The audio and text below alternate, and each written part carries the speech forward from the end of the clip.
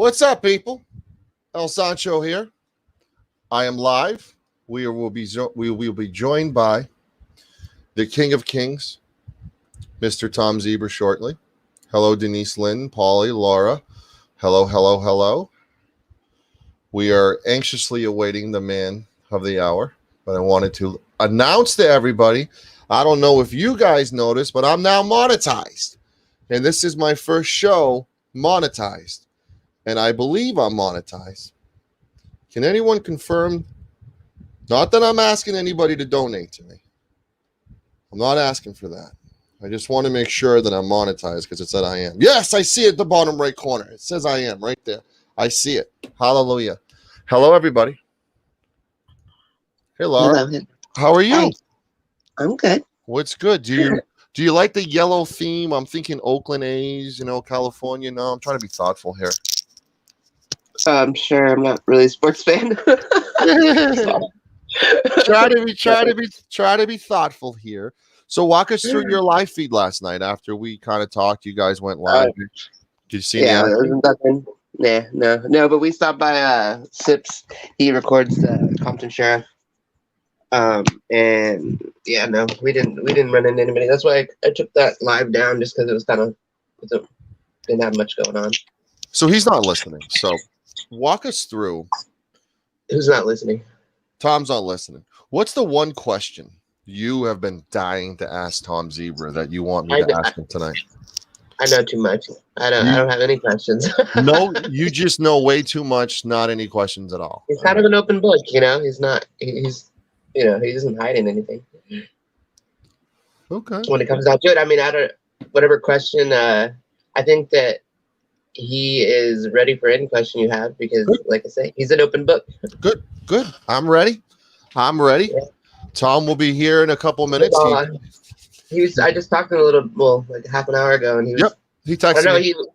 He wanted to, look nice for the camera. I'm like, you can always not have the camera on. Right. I don't. I'm at the beach right now looking at the moon. I don't have the camera on. Yeah, it's relaxing. It's when you're interviewing a big name like Tom Zebra, you gotta get a lounge chair and sit at the beach and just watch the moon. Kind of get into a zone. You know what I'm saying? This is a big deal. Sasha, thank you for donating. My first donation ever. You are absolutely the most favorite.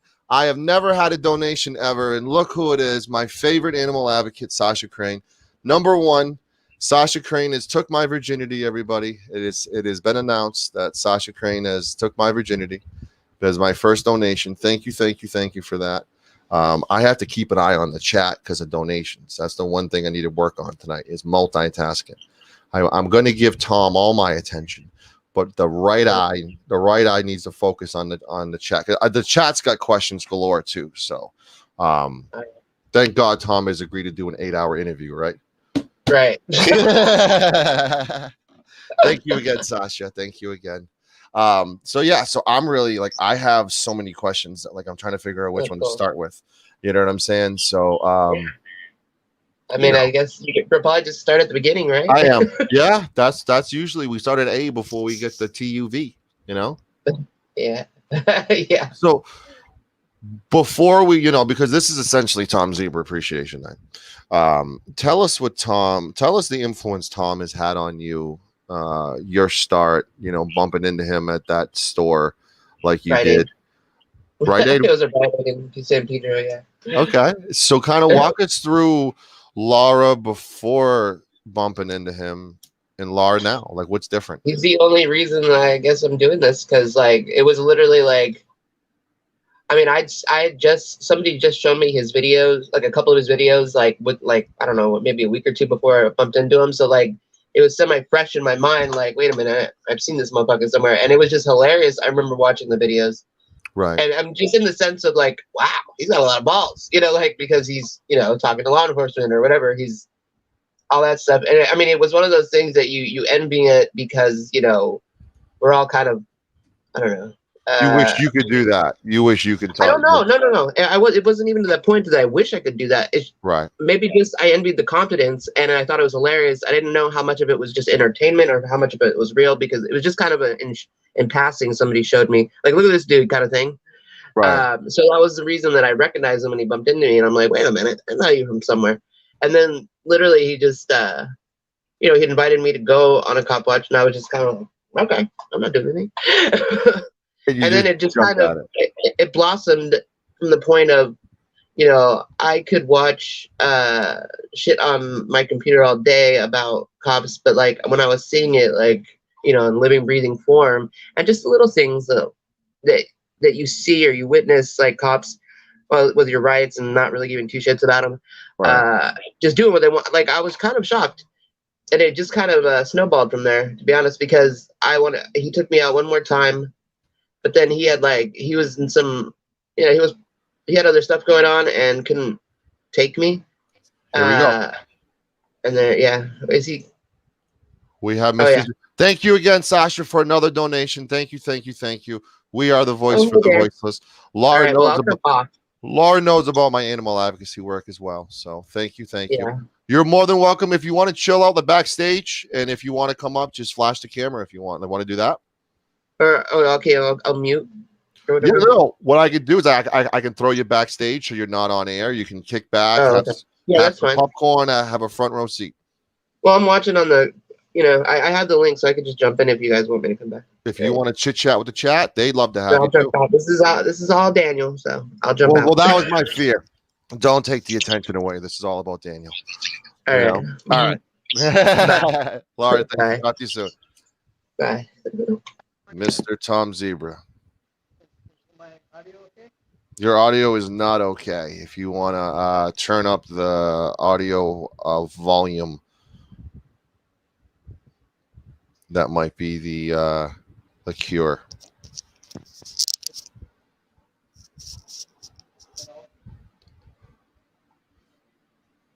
Is it your settings option? Are you on a phone or a computer? Because with your phone, maybe if you unplug the headphones and plug them back in, that might work.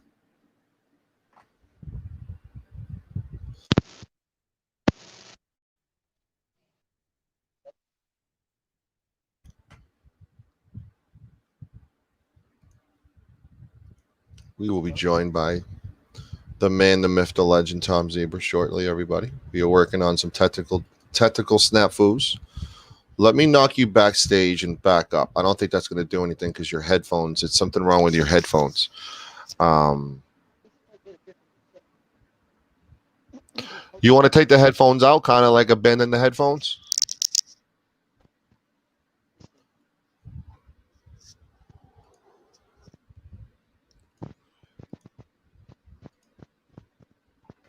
We'll be joined by Tom Z. Well, we're actually joined by him. This is really him, guys. This isn't we just got to work on some audio technical situations here. Hello to M Star. Thank you for sharing, by the way. Paulie, Jody, Shithead, Taco, Laura, Catnat, Jody. Hello. Oop, I think we made progress. Tom, you there? Oh, now you hear me? Okay. I can. Can you hear me? Hear you. Yes, but turn off the show. I just walked out of that room. Awesome. Thank you for that. Awesome. Welcome to El Sancho Live, my guy. Hi, how are you? Super, super stoked to have you. Can you turn the TV? Everybody. I'm sorry. No, we're good. It's a I gotta make sure my my stuff from yesterday is not showing. So welcome to El Sancho Live. How are you doing? Very good. I just raced home to try to be on the show. I was trying to catch my breath before I logged in. Oh, you're good. You're good. I kind of want to talk about how excited I am to have you on. You are one of the most requested people I've had from people listening to have you on. And it is absolutely awesome to have you on. And I kind of want to talk about the birth of your relationship with the police. Kind of dig back to an early adolescent age if you can. Did you have a good relationship, great relationship, bad relationship? Kind of walk us through your relationship at an infancy level with the police.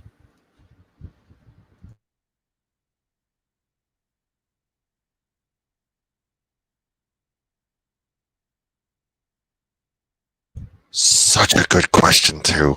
Damn it, Tom, you back? I hit him with a home run question and no answer. Damn it. DDT, hello.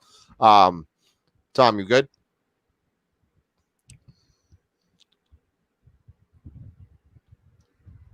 We will be joined by. Let me knock him back off and okay. Back on. There you are. Am I? Oh, I think what happened is my screen timed out, and when that happened, I guess you couldn't hear me. Did you hear my question? I did. I even started to answer it, but okay. Let me start to answer again. I'm guessing it was probably before the 5th grade. I had a little motorcycle, like a 50cc Honda, and the deal I had with my mother was I could pretty much ride it on the street, but as soon as I got caught by the police and got a ticket, I would no longer be allowed to ride it. And so the first thing I really remember with the police is running from them on this little motorcycle. I mean, I don't know. That's probably the first memory I have is I would ride this motorcycle into an alley and hide it behind a dumpster, if and when they would try to pursue me. Because I was just a little kid, I was probably waist high. Right. And riding in the city of Torrance. At what age did it kind of turn your feelings? Probably about when I was probably 17. The Torrance police would harass me and my friends regularly on the weekends, and I can't really explain why I reacted differently, but I did. I just remember, eventually I cursed them all out, and I ended up getting not only myself arrested, but also my friends. And I think after that, they just started retaliating against me. Like every time they see me, they would pull me over and they would write me false citations for anything you could think of, like bald tires, defective turn signals. They would write me all these fix-it tickets, that weren't true. And they'd say, well, maybe when you get to court, maybe the tires will be worn out. So of course I wouldn't go to court for these things, and they would just pile up. And I guess that was just kind of a cycle where I would get warrants, because I would get tickets that weren't valid. And so it was just like a cycle. It was like, and because of that, I didn't really have any respect for them, I think. I think this is a long time ago. This is, almost, I'm almost 50. So I'm talking about 20 something years ago. It was probably around 2000 as a young adult when I started, trying to record them. Mm-hmm. As opposed to just being a smart ass. At whatever point I got my my driver's license was perfect. I had a clean record for 10 years, because eventually I got smart and realized I can't afford to have points on my driving record and have outrageous insurance and have my license suspended, because that just doesn't work in our society if you have to drive somewhere. I think there's a difference between disdain towards the police and filming the police. What year were you? What age were you where you kind of made that step on? I don't like them, but now I got to film them. When was that? I'm gonna say it was probably around 2000, but I was scared at first. It took a long. At first, I would just have the camera set up, so if they pulled me over, they were already there and on. Mm-hmm. It took a lot of years before I had the nerve to take a camera in my hand and actually point it at them. But I don't remember exactly, when I started doing that, but in the early 2000s, and mm-hmm. I think eventually, probably by around 2005, I felt like I probably had won a lawsuit. I felt like they knew who I was, and they kind of quit messing with me. Mm-hmm. But I would listen to the scanner, and I could hear they were doing the same thing to other people. Mm-hmm. Especially I lived in Hawthorne at the time, but black people on bicycles, I mean, I could just hear it on the radio what they were going through, and I had gone through it myself. So, so I just started showing up, when they were harassing other people. So when you started filming, did you ever have the approach of, hey, we're keeping it down the middle, we're holding everyone accountable, not just the police, but cameras, in my opinion, it's a lot like body cams. I'm a big advocate for everybody having a body cam because it holds everybody accountable. There's an individual, Daniel Holtzclaw, who's rotting in jail for 263 years for, in my humble opinion, crimes that he didn't commit because he didn't have body cams. Guess who has body cams now? Oklahoma City. And I think it kind of takes the innocence and the guilt, and smacks it down on the table when there's accountability in a camera. Did you have the approach with law enforcement? Hey, we're filming you too, because God forbid they say you did something wrong and we have it on film that you didn't. Have you ever had that approach when you first started? I don't think they had. I'm not sure if they really had cameras so much when I started, but based on what I had seen, I just felt like a lot of the things they were doing were unjustified. A lot of things were dishonest. I mean, so yeah, I felt like the cameras would hopefully help to keep them honest, but really it didn't. It was not very effective at first. If anything, they would just retaliate, and they were really grumpy about it, about being recorded. It didn't really bring out better behavior for a long time, I think. But to be honest with you, as far as like I never really had a plan. I never knew where I was going with it. Okay. I just knew that a lot of the things they did to me and my girlfriend and to my neighbors, right, they were just wrong. And it was like everybody would tell me I'm stupid and crazy for trying to make a complaint or trying to record them or trying to monitor what they're doing. And the more people told me I'm an idiot, for doing it, the more determined I was. I think I probably got mad at everybody around me, anybody in my life, because nobody really supported the idea or the idea of trying to monitor the police or hold them accountable or even just observe what they're doing. Everybody just thought I was a fool. Like, what could possibly come of that? It's just you're gonna make things worse. And they might have been right in a lot of ways.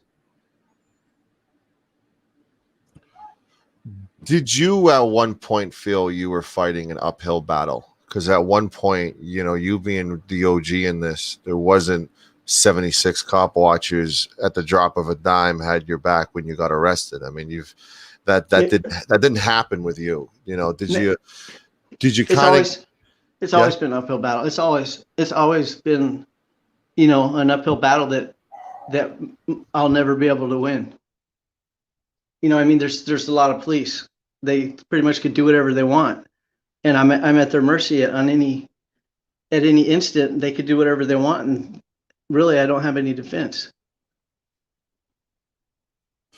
Walk us through. So what was the incident that was the breaking point for you to change and get behind a camera and start, holding them accountable because what they were doing to you didn't want them to do to everyone else? Like, what was that moment, that kind of earth moving, the moment that kind of, put you into motion to grab a camera? I believe it was a Sony Handycam, correct? Yeah, I did have a Sony Handycam, but I had been recording with different cameras for a long, long time. I'm not sure if maybe I'm answering your question incorrectly, but what I'm thinking is you're asking me when I decided to like make a YouTube channel and try to share the videos. Well, we're gonna get to that point, but okay. Like, what was the moment where you went from a normal dude to grabbing a camera, filming the police? Like, what incident occurred that kind of changed you to want to grab any camera, like your first camera ever, grabbing that camera and holding the police accountable? Was there a moment that was like, this was it for me? This is what made me turn the corner? If so, what was that moment? My girlfriend got arrested basically on the street where we lived, where where we managed apartments, and so it wasn't actually a camera at first. It was actually an audio recorder, like a little audio recorder. Because the small camera wasn't really, they didn't really have them. So at first, after they arrested her and I went to the station and tried to complain about it, and they wouldn't, they just treated me like I was an idiot. Like the arrest was by the book. They just didn't care. It was like we had a court date the very next day. We just had a new owner for one of the buildings we managed. Right, we just met. This is like our new boss. We just met him, and the very next day we have to go to bankruptcy court and represent him. My girlfriend actually does, Wendy, and the police arrest her in front of the house for no reason. And now, so I have to call my new boss and tell him, oh, sorry, she's not gonna make it to court. She's in jail. That doesn't sound very good for your employer that you just met, who's trusting you to collect rent and take care of his property. So, and he actually, he came to the house that night, to the apartment, and he was very understanding about it. And he pleaded with me. He's like, don't file a complaint. He was actually, his name was James Bessler. He's actually an attorney, not like a civil attorney, but he pleaded with me. He's like, don't say anything. He's like, because we might need them, in these properties. When we have issues, we're going to need their help. So he's like, don't complain. He's like, let me take care of it. I'll take care of it. But I didn't really listen to him. I tried to make complaints, and they refused to give me the form every time. And so I started recording how they refused to take a complaint. And I recorded it over and over and over for, it might've been 2 years. And when they found out that I had been recording each of these instances, and I showed them that I had a recorder in my pocket, they arrested me. So instead of, I was trying to show them, look, I have this evidence. You guys are breaking the law. You're supposed to take complaints, and you're not doing that. And so instead of hearing what I said, they just arrested me, and they charged me with 2 felonies for eavesdropping. And that, right, probably after that, I had a lot of anger. I was very angry about that.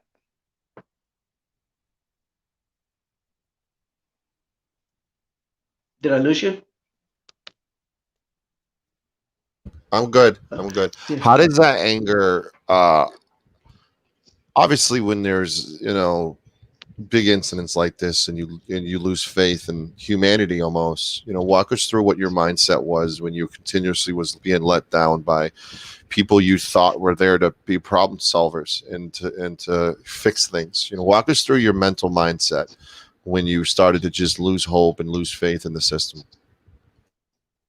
Well, I think at that point when they arrested me, I realized I had collected all this evidence.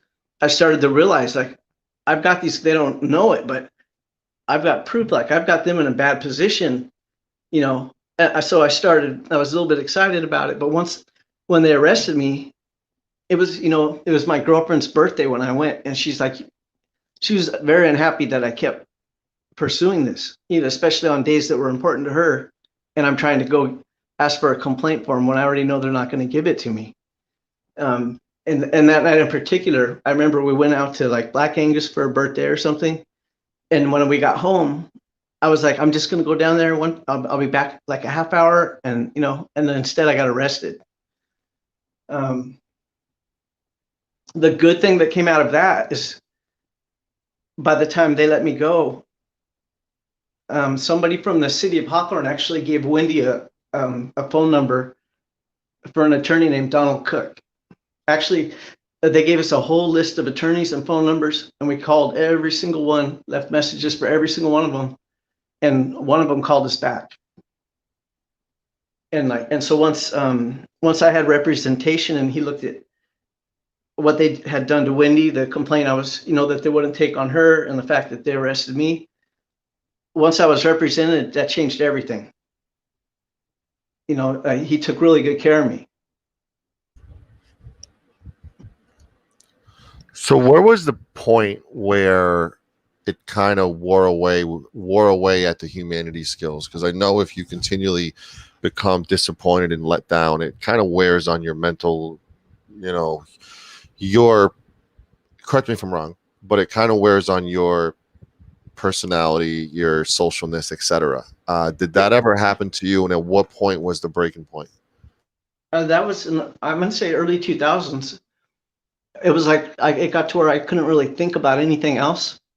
Like that was the only thing on my mind. That was the only thing I wanted to talk about. I was so angry about it. But anybody that knew me and was close to me, they've already heard about it. Like they don't want to hear about, about the Hawthorne police or whatever department. They don't want to hear about the fact that they're treating people poorly because they already know that. They just, it's not something they want to talk about. But I couldn't get it out of my head. I couldn't let it go.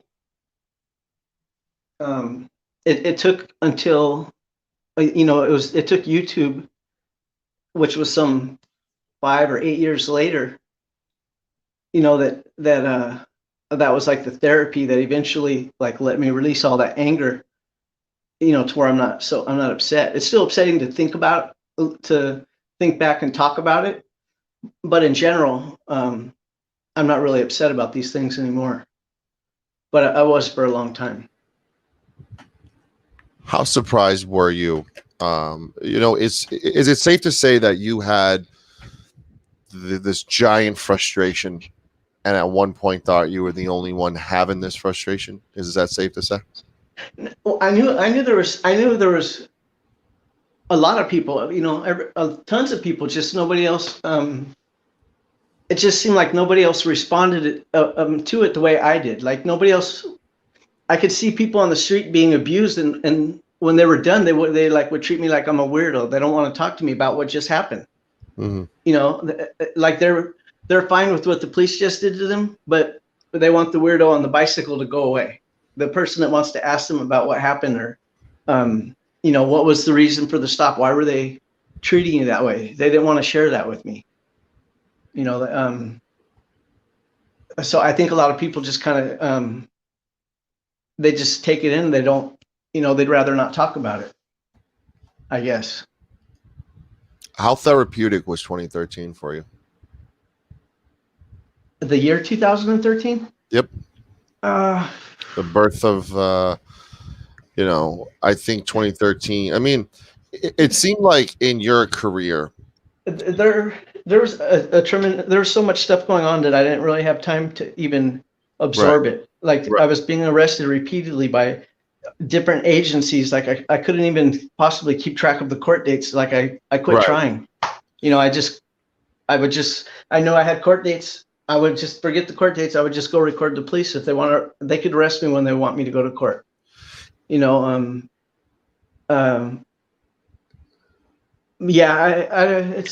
It's actually a lot so many things were going on that it's almost hard to even, I probably don't even recall all of it. So do you think, I think you were one of the first activists arrested for filming the police. Is that a safe analysis? No, I'm sure there's thousands of people that we don't even know about, probably, that, but I'm not certain about who was first. Right. When all that was going on, when it was like brand new to me, I didn't really, I didn't look at it that way, because I know my editing skills were really, I might have been knowledgeable about what's going on with the police. Right. But my ability to make a video was really poor. The cameras were shit. Right. I didn't even I had like a computer that couldn't even really ingest the videos, like to try to edit it or whatever. I didn't even know where to start with that. A lot of times the videos I would record, they weren't even usable. Like you couldn't even actually watch them because it might be nighttime and the camera doesn't make an image at nighttime because it's a $30 camera from whatever year it was. But that didn't matter really if the video was unusable. I still went out there and pointed it at them anyways. Do you recall the first arrest while filming? Yes. Walk us through that. I think it was probably November 9th, 2012. I had been arrested previously for recording audio. I think this is the first time I was arrested for recording video. But I had just like a month before that, I used the scanner audio to disclose how the sheriff like killed this guy on a bicycle, and they lied and said he had a gun. But the audio from the dispatch made it very clear everything they said in the media was not true. And like I took it to the family, and the sheriff, I think after a few days, they switched their story and they came out with the truth. Like they admitted that the guy was not ever suspected of having a gun. I'm pretty sure that got the attention of all the local agencies. I mean, they probably I might have already had their attention, but that particular upload I know upset a lot of people. And I think it was a month after that. I was recording Hawthorne Police, and they just walked up to me and arrested me for no reason. I mean, it wasn't. They were polite. They weren't physically aggressive or verbally abusive, but they just arrested me and they wouldn't tell me why, and they wouldn't let me go. But by that time I had already sued them, so like I had an attorney that would represent me, and I didn't say bad words or anything like that. I was even polite when they arrested me, and when I was in custody, and were you at any point numb to the arrest? Because it happened quite often filming. No, I tried to pretend like it. I always tried to pretend like these things didn't bother me, especially like on the on the videos, whatever. I tried to act like like I'm enjoying myself, but it was always horrible to have your freedom taken for no reason. And and a lot of times you don't get your property, or if you get it back, it's not in the same condition. And then you have to go to court sometimes for years for a crime that you're not even suspected of committing, and they won't let you have your camera back, all the videos that happen to be in it at the time. Sometimes it's your telephone, they won't let you have it back, and it's like you're at their mercy. Even when your attorney sends them letters demanding they have to either give back the property or provide the a lawful reason for keeping it. But the police they don't care. It doesn't matter to them. At that point, they just figure, okay, well, we're going to get sued, so what? They don't have to follow the rules. But it was never. There was probably sometimes when I was arrested where I was released quickly. I remember the city of Gardena, every time they arrested me, they were super nice to me. Like they would basically treat me like a celebrity. They'd book me in and then they'd just kick me out and let me go. Some of the arrests weren't so bad, but like the court cases were awful. They would drop the charges, and then they would refile without notifying me, so I'd get a warrant for my arrest. And as I would already have all my own reasons to have warrants for the tickets that I didn't take care of, but on top of that, they would release me out of one jail, and before I got home, a different agency would arrest me. So like how are you released from a jail but you have a warrant for your arrest, and another agency picks you up? I mean, if they release you, that means the warrant should be cleared. But I'm pretty sure they thought that they could, just break me down and make me go away. And I'm sure it would have been successful. But like maybe Carlos Miller, I don't know what year it was, but he published a story, and he said, he said nice things about me. And I think that was the first time that I really heard people say nice things about the effort that I was making, to try to hold these guys accountable, to try to make them act right. And did that change you? Yeah, it changed everything. Like, suddenly it's a light. It's a light. Yeah, like instead of me being a retard and an idiot for riding my bicycle and recording the police, suddenly there was like people all over the country that not only did they appreciate what I did, but they agreed, and they they made supportive comments and pointed out the fact that I was right and the police were wrong. Mm-hmm. And also it also affected the police when people started calling this station and complaining to them about it. And I know the police that, for a long time, they didn't ever care about what I was doing because the videos weren't even published, and then when I started publishing them, most of the quality was garbage. So it still didn't matter. Right. But eventually they arrested me and the video was clear and everyone could see what they did. And then, Carlos ran the story and, that changed everything. But I mean, I was represented. That was already a big step. Like I knew that I was going to win because I had an attorney, like one of the best attorneys helping me. But then on top of that, the public got behind me, and then from there, I probably got cocky and arrogant and started acting. At whatever point, I quit acting professional. But also, they broke me down after so many arrests. You can only be polite for so long. Mm-hmm. Like if they keep arresting you, eventually you're not going to be saying nice things. Did you feel, and do you feel that, I'm going to get deep here, I'm going to warn you now. Do you feel like the arrests, the countless arrests, was essentially it was drummed up to loss of time? And did that take a little, wear and tear on your mental health, losing that time of just, how it's going to end. You're going to get freed. It's just how long, how many hours. That's all it came down to. Did it take a wear on your mental health when you? Absolutely. And was it considered life's too short and I'm losing life here? I'm losing hours alive by going through this on a consistent basis. It was years, it wasn't hours, it was years and years and years. And absolutely, but at whatever point I just decided that I wasn't going to give up. It didn't matter anymore. They could take me to jail, but when they let me out, I'm going to record them. And you know what I mean? Like that became the only one priority that I had left in my life. So this absolutely consumed you to the point where it was you. This was your life. You lived, breathed, everything. This.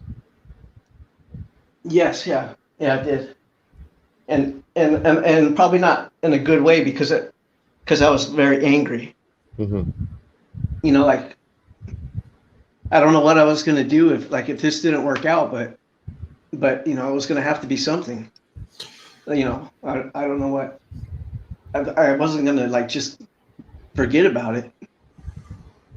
So that moment, that turning point moment for you where you're seeing all this adulation was essentially the birth of Tom, right?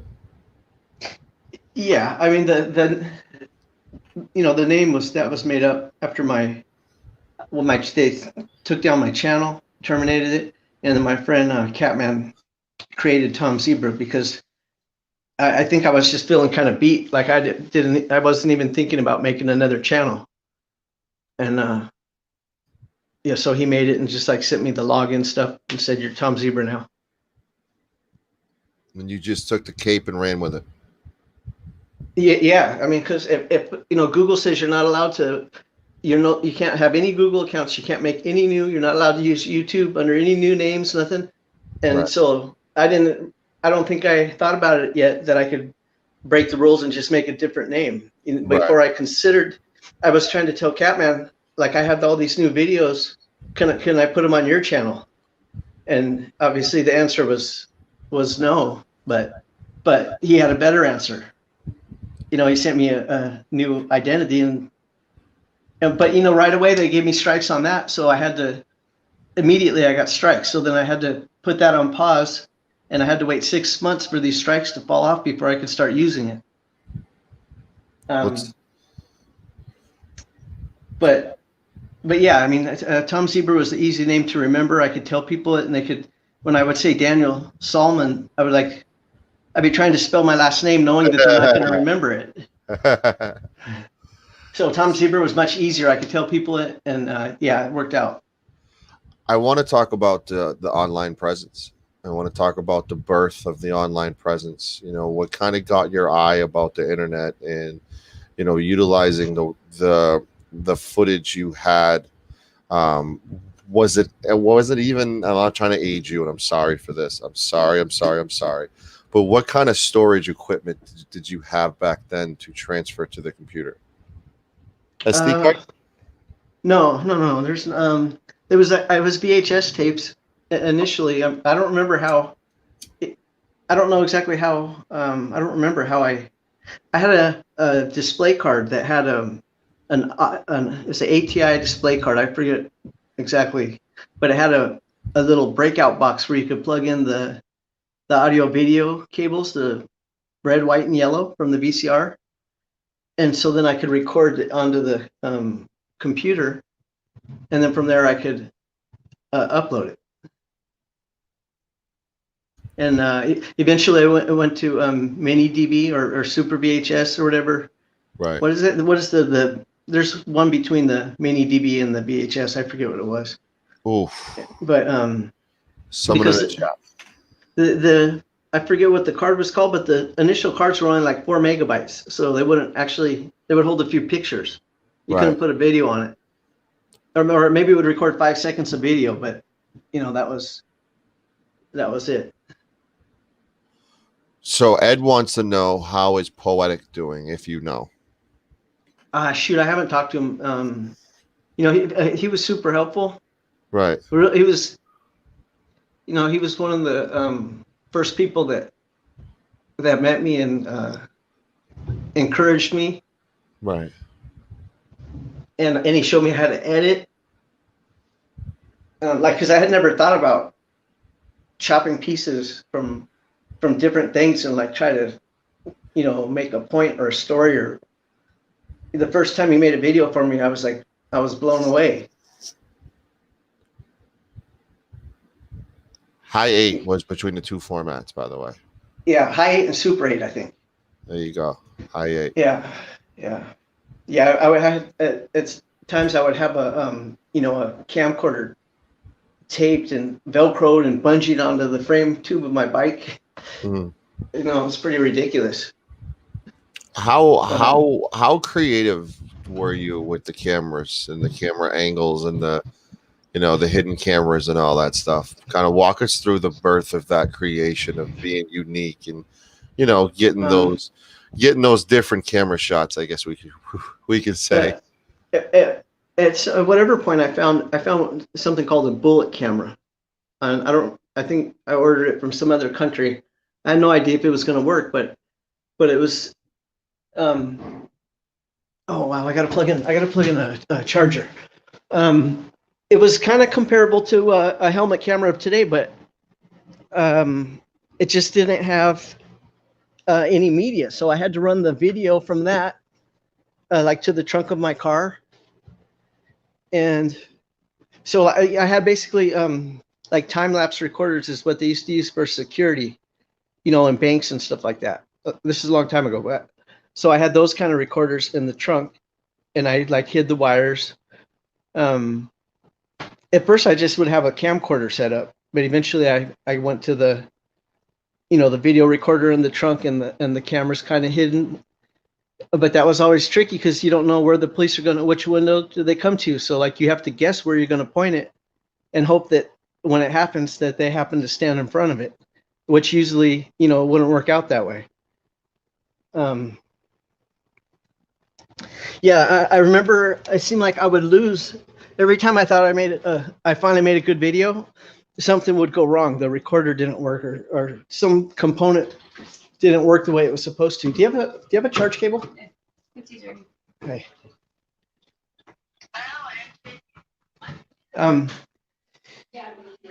Yeah, it was really difficult. I mean, besides the quality just being horrible and unwatchable, a lot of the times I would get home and look, and it's just like I didn't have it set up properly. So I was really terrible at making these kind of videos. It took a lot of years before I could actually, get home and have the video that I thought I had. Thank you. So, how long have you always resided in California? For the most part, I went to school in Arizona for a year, long time ago. But yeah, I've pretty much always lived in California. Have you kind of like moved around, because you're very recognizable, and I know the officers know you. They all do. Have you had to find it in you to travel a lot more to get, some calls and all that? I pretty much focus on the same area that I've the same areas where like I pretty much had like problems, as a young man, which was mostly Torrance. Eventually I lived in Hawthorne, and then eventually I lived in Lenox after the sheriff killed that one cyclist. And so like I've pretty much been in the same area. I might have gone to Las Vegas or something for a little while, but I just record these same cities, the same cops, almost always. Like daily, I recorded them all day long today. I mean, it's strange after all these years. In the last few months, it feels like a lot of them, you could just see how much they hate me.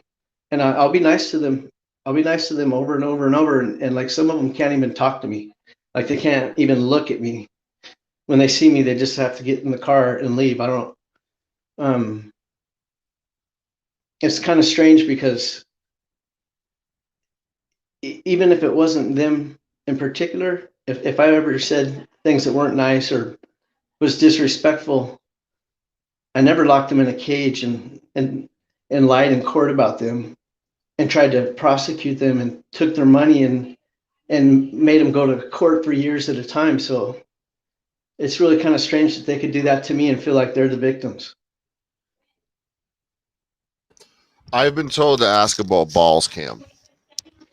That was an audio recorder. That audio recorder, I would use a safety pin and like a rubber band, and so like if they were to search me, they could like pretty much. Ow! No, Did you say a safety pin? No, that's why it's called the safety pin. Around your balls? No, the pin would go into my underwear. It just, so so it won't accidentally fall out of my shorts or something. Okay, so you want a free ball in this bitch, right? No, I would do that sometimes too. Oh, but you have Jesus Christ. You have to be, like, if you're squeezing it between your balls and your leg, then you kind of have to walk carefully so you don't drop it. How do you focus? How do you focus on filming, having to have your nut in your thigh, hold an audio? I mean, those kind of things. I would only be like in the police station trying to get a complaint form. Or, I mean, actually, you know what? The truth is, I have this one recorder. I'm going to say the paint it was gray originally. The paint is mostly worn off of it. That thing lived in my underwear for probably 8 years, and it still works. Were your balls discolored because of it? No. I mean, no. I don't know. That I think it might have been on the outside of my underwear. I don't. It probably resided in, but yeah. Jesus, dude, he isn't safety pinning his nuts. I mean, listen, I could tell you the front of my underwear, every pair of underwear I had, the safety pin had been poked into them so many times that eventually there was holes worn all over the pubic region of my underwear from that safety pin going in there, thousands of times.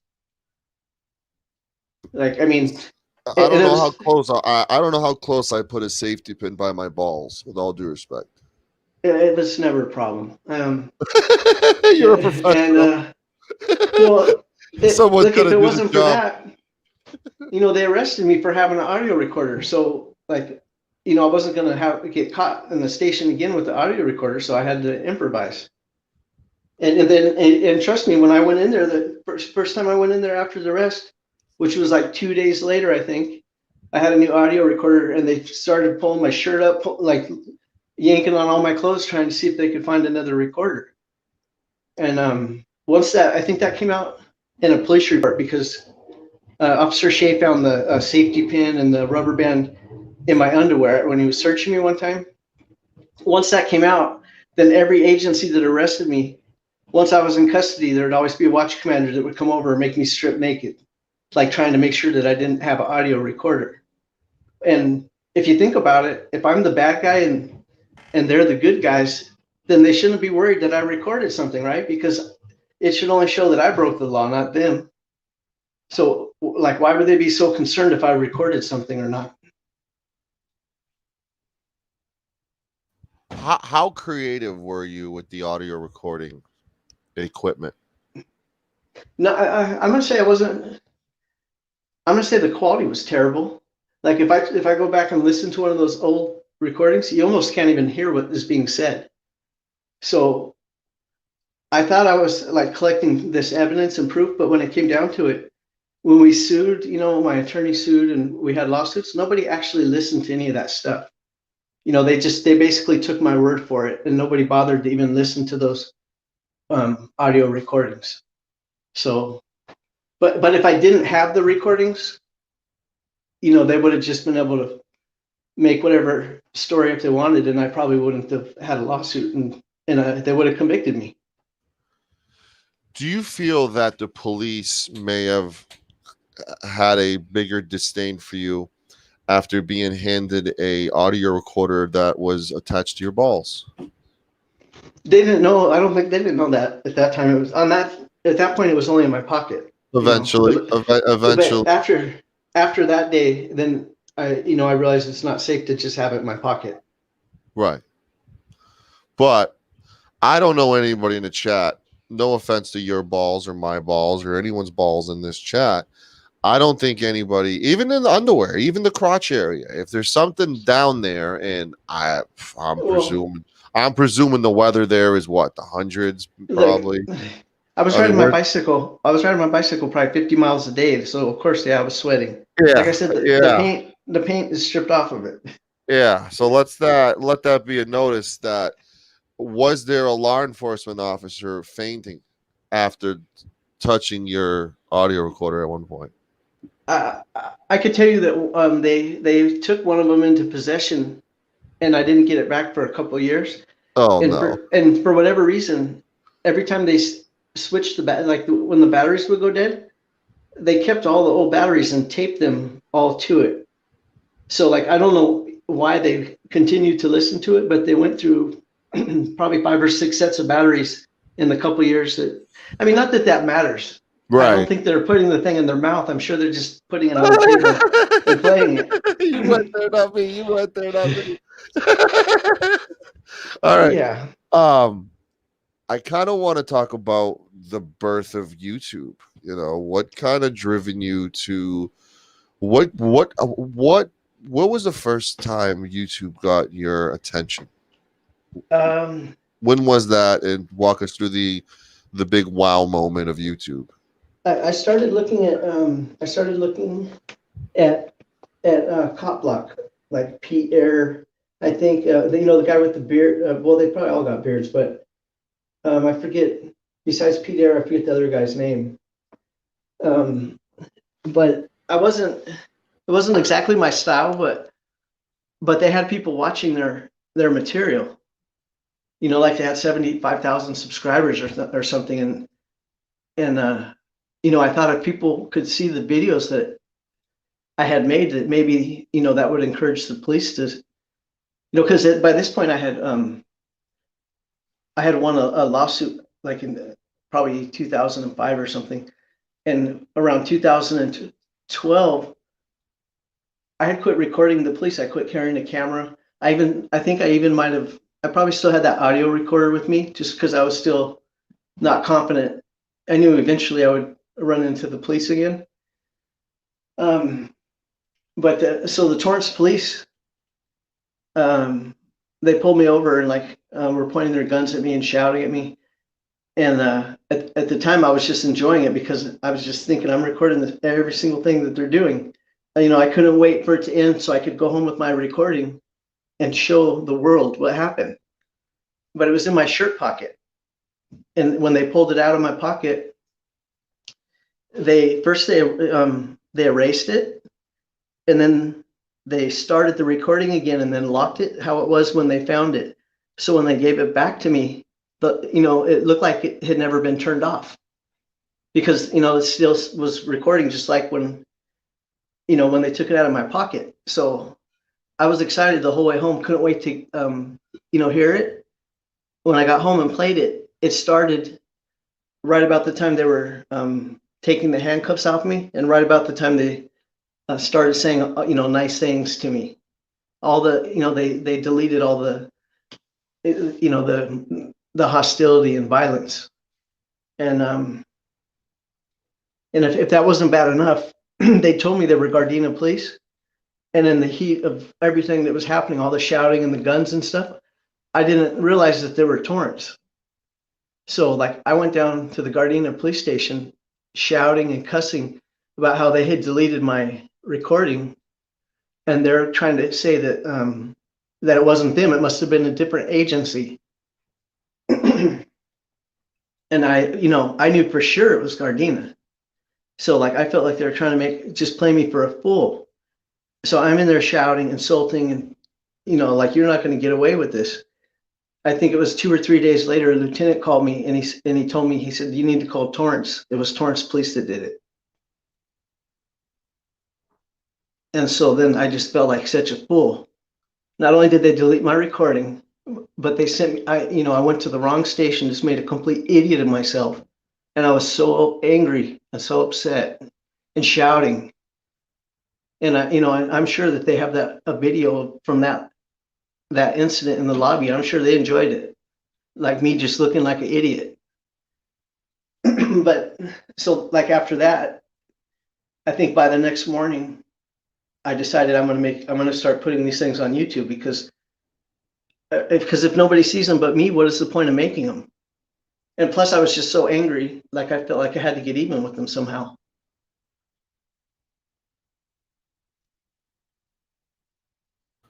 So I want to talk about your first big moment on YouTube, like the first video that kind of popped and got you on the map, so to speak. Do you remember what that video was? Yeah, we already discussed it. It was November 9th, 2012. Gabriel Lira and Robert Shea arrested me in the city of Hawthorne. Yep. Huh? What's that? Yep. Yeah. And it was like there wasn't even any conversation, nothing. It just was like for no reason that you could see from watching the video. It just didn't make sense. I had been recording them for many, many years. For them to just walk up to me and arrest me for no reason seemed out of character. But like I said, it was after I had disclosed that the sheriff's department murdered this guy. I'm pretty sure they were unhappy about that. Even though it's a different agency, right? I know every single agency took notice of that. So, how involved were you with that case? How involved were you with the family and everything? I'm still. They're like my family now. Is that a story you're okay with sharing or no? It's up to you. I don't want to touch on. I'm okay with sharing it, but I don't. It'd probably be hard for me to talk about it without tearing up. I get emotional. Right. So, I think everybody loves you because you're a real motherfucker, and that's something that people love, respect, and admire about you. I've shed some tears on this show myself, and people love that about me, which is why people were beyond excited to have us to talk tonight, because we get deep with some questions. We kind of hit you in the feels a little bit as well. It's totally up to you. This is part one of many. If you want to wait, that's what I was going to suggest, because I'm not even at my own house. I'm at a friend's house. I'm in the bathroom and stuff, so I'm not interrupting what they're doing. Mm-hmm. I'd be more than happy to to join you again. I'll try to be more prepared. Where you are. You're So I perfect. could do the video and I'm not locked in a bathroom. You probably hear an echo chamber. No, you're good. I think everybody hears you great. Everybody loves you. How much longer do I have for you and stuff? Are you okay with time? I mean, I probably should wrap it up, but Oh, okay. I'm being genuine when I say I'll be happy to come on anytime after, Yeah, absolutely. So kind of walk us through walk us through your top 5 proudest like moments of Well, your oh, hold of on a second. your Hold on. My headphone. Hold on a second. My headphone just messed up. Hold on. Yep. Okay. Okay. What now? Could you repeat that? Walk us through your top moments that you're proud of the most with the advocacy, etc. work that you've done. I don't really know. I don't know any one in particular what it would be, but I know I have years and years of recordings on my hard drives and my computers, and like I could just go click any year and any month or any day, and there's tons of video recordings of all these police that I've known for all these years, and a lot of these recordings I don't remember them because there's so many and they're so long ago. But sometimes when I'll click through those and I'll just find things that like I'm shocked. It almost feels like I was smarter a long time ago. Like some of the things I say or said back then, I think I was just so focused on it back then, and probably at this point I'm getting old and I've gotten lazy, and like I said, I think I lost my professionalism along the way. Like shouting the F word is not something I'm really proud of. But when I go back to the earlier years, I hear some of that stuff, and I'm almost shocked, like that I even knew the things that I was saying. Like, where did that shit come from? So, but I don't have a specific thing. I think a long time ago, my answer might have been maybe something where like I cursed the cop out or something, but um, I'm not particularly proud of any of that stuff. And like anytime that I do that now, I end up regretting it. Like if I'm shouting and cursing and getting belligerent or hostile with the police or with anyone else, by the time I get home, I regret it. Like I'm not proud of that kind of behavior. So I wish I wouldn't have lost my professionalism over the years, because I don't know that I could get it back. I don't know if that was the right answer to your question, but It's a good answer. Like, who do you enjoy watching? Shoot. To be honest with you, I don't really watch videos because I spend so much time recording them, and I never have enough time to try to edit, and like almost probably 90% of the shit I make, I never get a chance to do anything with it. So like I don't end up having time to watch. But I would have to say probably Catman. Catman has always cracked me up because I don't know if you know or not, but at the beginning he would never talk. He would talk to me behind the scenes, but he wouldn't talk. Like he wouldn't put his voice on the camera. I don't know. It's just I knew he was brilliant, but he didn't really share that with everybody else. And eventually he got past that, and I think he makes really also Johnny 5 is entertaining. I'm sure there's others, but I don't. Yeah, there's some girl called Laura. What's her last name? I'm not even gonna say her name. That goes without saying. You see me recording with her all the time, so I don't have to tell you that. We've heard the story.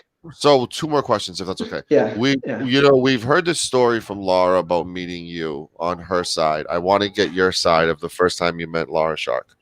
Okay. I was visiting with Ida Foxy Queen, and I think I just went down to the corner store, I think I went to get some alcohol to make some drinks or something, and I was walking out, and she was walking in, and she had a big smile. I'm like, that doesn't happen to me every day, where like a girl just has a big smile, and so it caught my attention, and she said she had just finished watching some videos, I think with her boyfriend or something, or maybe she said her boyfriend watches my stuff. And I think, I don't know if she said she wanted to record at that point, but I don't know how we exchanged contact information somehow. And then it took a long time before we, finally went and recorded, but yeah, we just were cross paths going into Ralph's, and I think in San Pedro. I want you to talk about, how proud you are. I mean, she stated multiple times, if it wasn't for you, there'd be no Laura Sharp. So, well, yeah. So okay, we went to Hermosa Beach. We kind of barely, we might have recorded a little bit, but I don't think I really taught her much of anything. I was probably being irresponsible. I was probably drinking beer or something in front of the police or something like that. But also I took her to a couple calls and just kind of showed her like how, basically listen to the radio. And I probably tried to explain what the numbers or the codes that they're saying, what they mean. And just, tried to tell her how to go, just right. listen to what they say and then go there and get out of the car and record it basically. I don't know if I really expected, that she would actually do anything with it. And I don't know if I don't know if I just recorded with her once or maybe if it was 2 times or whatever it was. I think I didn't see her for a long time. Right. But she started recording with Foxy, I think. I don't know how many times I had met with her, but at some point I went to her channel and I was like, holy shit, she's got a lot of videos. I don't know if she had hundreds yet, but but it was clear like she was actually out recording the police, which plenty of people say they want to record the police, but most of them don't actually make a channel and act like they're serious about it and actually stay dedicated to it. And I don't know how much time had passed, but at whatever point, I might not have actually watched them. I just kind of seen them or clicked around on them. At whatever point, I watched a few of them, and I was surprised that she had some good content.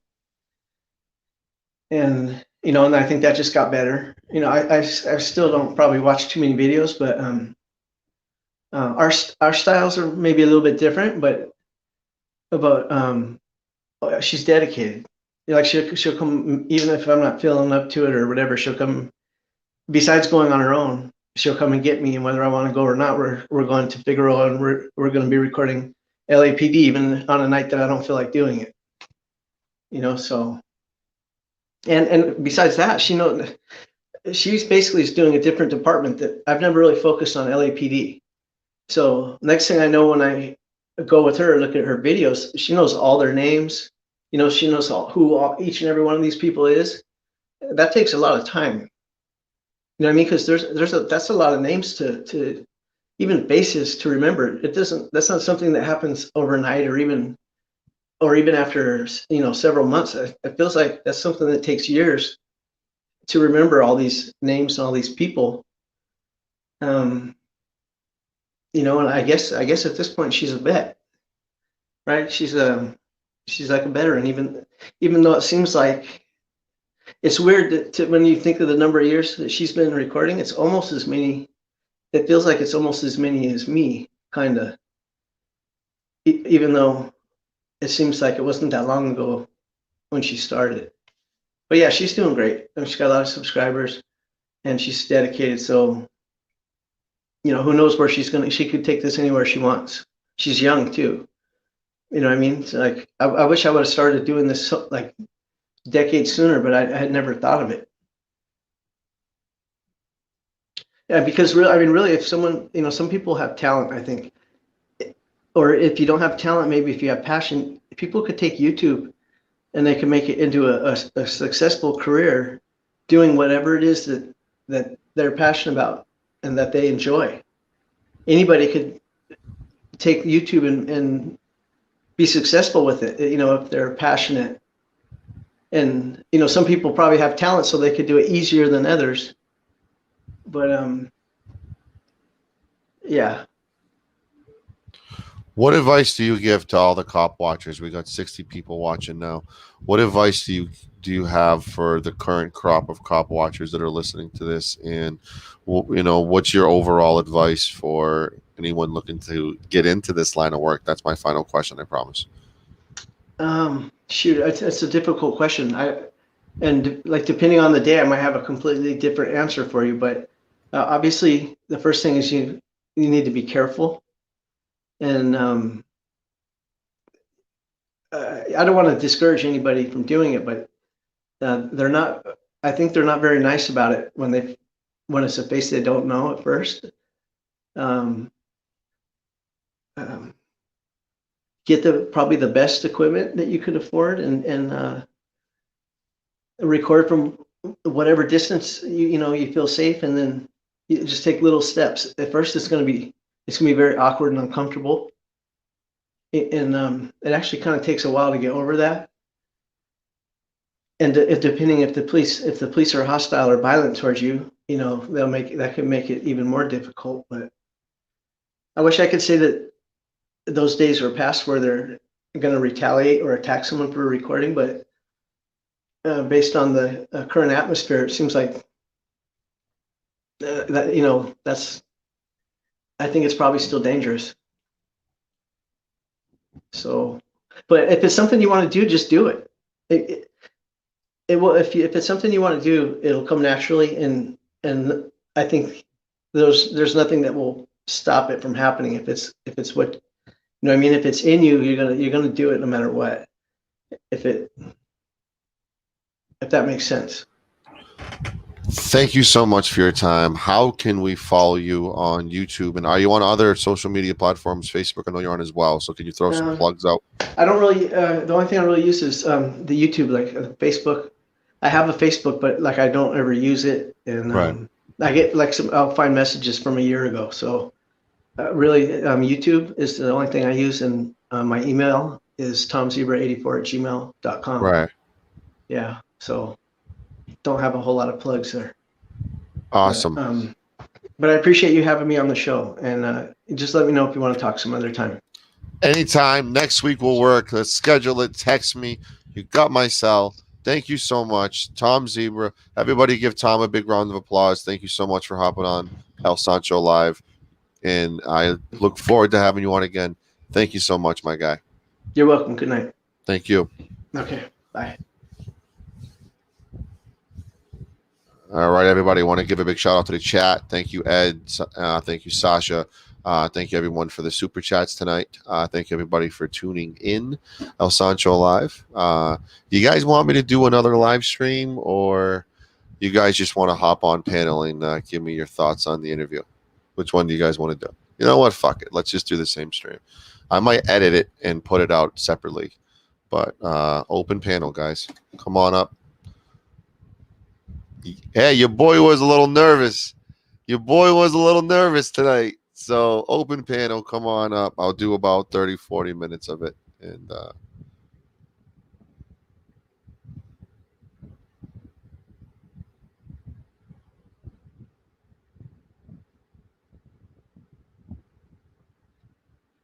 come on up on panel.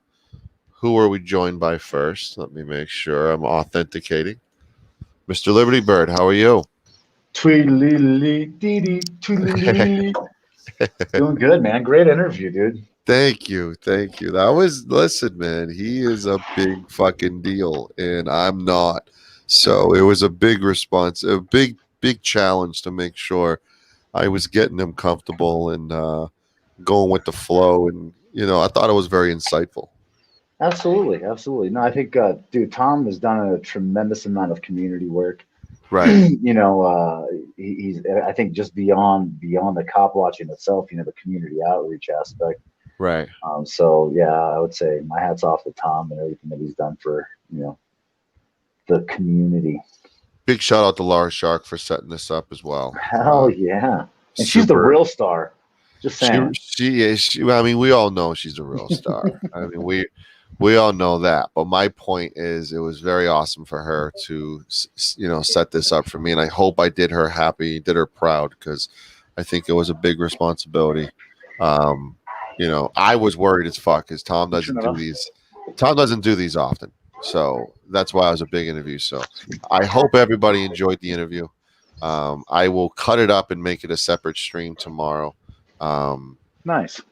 You know, now that I'm monetized, I can do stuff like that now. You know, just kidding. So what's been like over there in the mountains? Are you back home? Are you safe? What do you think, Kev? Come on up. Yeah, actually, we just got back. Me and 3 of 3 got back to our first day of work in weeks. I actually, interestingly enough, I had some conversations with some people and then try to verify some information, but I was a little disturbed to find out that my mandatory evacuations wasn't so mandatory. And in fact, they selectively allowed other businesses to function during the fire. Right. And so I found out the way they did this was they used the threat of arrest through obstruction of justice, which was punishable by a year imprisonment and $1,000 fine. But they made that threat through the fire department because they couldn't legally enforce it through the sheriff's department. So they just pretty much scare tactic everybody into leaving under threat of arrest. So I was a little pissed off, to say the least. But great day. Today has been a fabulous day, dude. Like, what'd you do today? Well, you know, I went to work, but before I even got to work, dude, I had to go get this huge cake, raspberry filled cake. It said, "Congratulations, everybody else." Because today, my friends, Josh Abrams found his way. You had to bring it up. I can't talk about that subject. Oh, it's so good. Well, in fact, I wanted to share something with you, if you don't mind. So you can say it. There's a blackout on my end. I actually have Josh Abrams' interview from his first day in incarceration. Oh no. Dude, I'm serious. So I'm going to post that. Yep. And this was an exclusive brought to you by Gary Snowflake, who it just so happens to be an awesome reporter of and personal friend of mine. And I'm going up against Gary Snowflake. So Chivas tournament. Okay. Well, I just like to say that you know, thanks to Gary Snowflake, we have Josh's interview of his first day in prison. I like Gary. And I think you're going to like Gary so much more. And let's go to the wise words of Tyrone. So anytime you want to cue up that video, all I'd ask is that people take the time to like, subscribe, and share to Gary Snowflake. Do you have the video? I just posted it in private chat for you, buddy. Yeah, of course. You think I would? You think I wouldn't bring you the exclusive interview of Josh Abrams first? Like, dude, like they have him in there with his celly and everything. So him and his celly are sitting there having a conversation, and you'll love it, dude. You'll love it. It's just for you, buddy. He's live right now. Yeah. I was just over there earlier. Where are you? Yeah, is it Robin Dry hooked up, or am I looking at that the wrong channel here? Yeah. That's Rob's over there. No, you don't know what I just asked you. Is that what the channel's name is? Oh no, Gary Snowflake's channel. That's what I'm on. This isn't the same. This isn't his video's not over there. All right, let me look this way. Look in private chat. I'll do it that way. I'll do it that way. Sorry. Oh wow, this is hilarious. Oh, it's Tyrone. Yeah, Tyrone's there. just play it. You got to see it. Hey, I'll mute my mic. I'm not saying the birth of Tyrone came from me owning Josh Abrams, but yes, it did, and not just that, but let me just verify before you hit the play button that if it weren't for you, we wouldn't have been able to get this awesome interview of Abrams' first day in prison. So after this video, take the time to like, subscribe, and share to Gary Snowflake. Here you go. No further ado. Josh, baby. My new cellmate, man. We're gonna have a lot of fun together, you and I. Hey, am I gonna get copyright strike for this music? Wine out of the toilet. No, you're all good. I better, dude. I better not. I better be all good. You're okay. That's flowers. You better donate to me if I get striked. I knew you'd be around. Now, Josh, I don't want you trying to break my heart. I can be a gentleman, or I can be violent. I prefer the gentleman. Is this live right now? You, Josh. No. Skinny little white boy like you are. You're gonna have to be gentle with you at It first. seems live from the jail cell. Don't worry. You'll come around. I know what you're thinking, Charles, baby. But you don't need to worry. Look how scared he looks. All the other convicts knows that you're mad.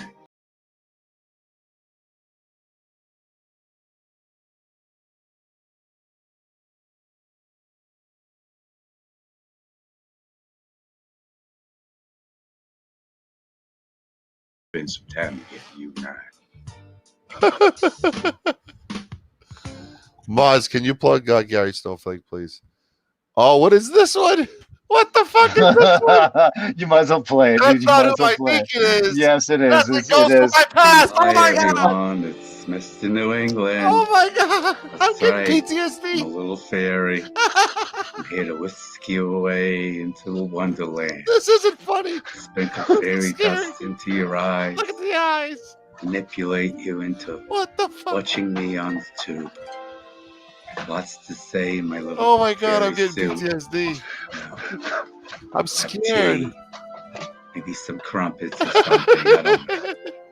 His Still chest smell does not look fucking like sheep, that. though. I just don't get that. I watched that a couple of times. But yeah, so This isn't got my little right. fairy suit on and my little star. Oh, this is not right at I'm all. gonna sprinkle fairy dust into all your eyes. You'll all fall in love with Mr. New England. Okay, till next time. Goodbye. Oh my god, I'm gonna have nightmares. Oh man! All right, stop there. I'm over my buddy's house and I'm gonna have a nightmare now because of you. Way to go. That's Dude, so bad. Do you see why it's so important that people subscribe to Gary Snowflake? Like that It is is the greatest beyond. stuff ever, Like- dude, ever. All right, who can get him off his panel to come on my panel right now? You're talking to him. Do you want me to do that? Let's do a dual stream. Like, let's do All right. like we could, fuck it. I like this guy. All right, give me a minute. Let me work some stuff out. All right, Kev, hop up on panel, you pussy. Yes, I'm gonna go there and I'm gonna call you a pussy because I see you on every fucking panel besides mine, and you're supposedly going to be hosting your own show on this fucking channel. And where are you? Where the fuck is Kev? I need everybody in the chat to type, where the fuck is Kev? That's the question of the night we're having since this show's taking a turn. It's taking a fucking turn. Where the fuck is Kev is the question that I have. And let's see what we can do about getting Gary Snowflake to pop in and say hello. Is he going on that panel? I'd have to go to another for that. So right now he is currently running a panel, but give me just a second. I'm working stuff out. Let's fucking hijack it, dude. He has 11 people in his chat. I have fucking 50 people. I'm working on it. Come on. Who's that guy with the beard? That's Too Tall Rob. The rapper? No, the cracker. The No, so Too Tall Rob's gone. Yeah. Hey, what's up, Gary? One sec, Sancho. Is he calling him live on the show? GD, what's up, my guy? Cat Nat, hello. Ed, appreciate the donation. AP, how's it going? Little brother, what's going on, little brother? Like, share, and subscribe to El Sancho.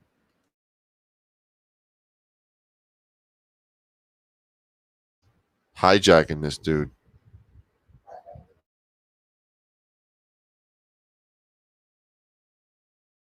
Yeah, I think that's the goal, Ed, to hit a home run. Now that I'm, that's absolutely the fucking goal, But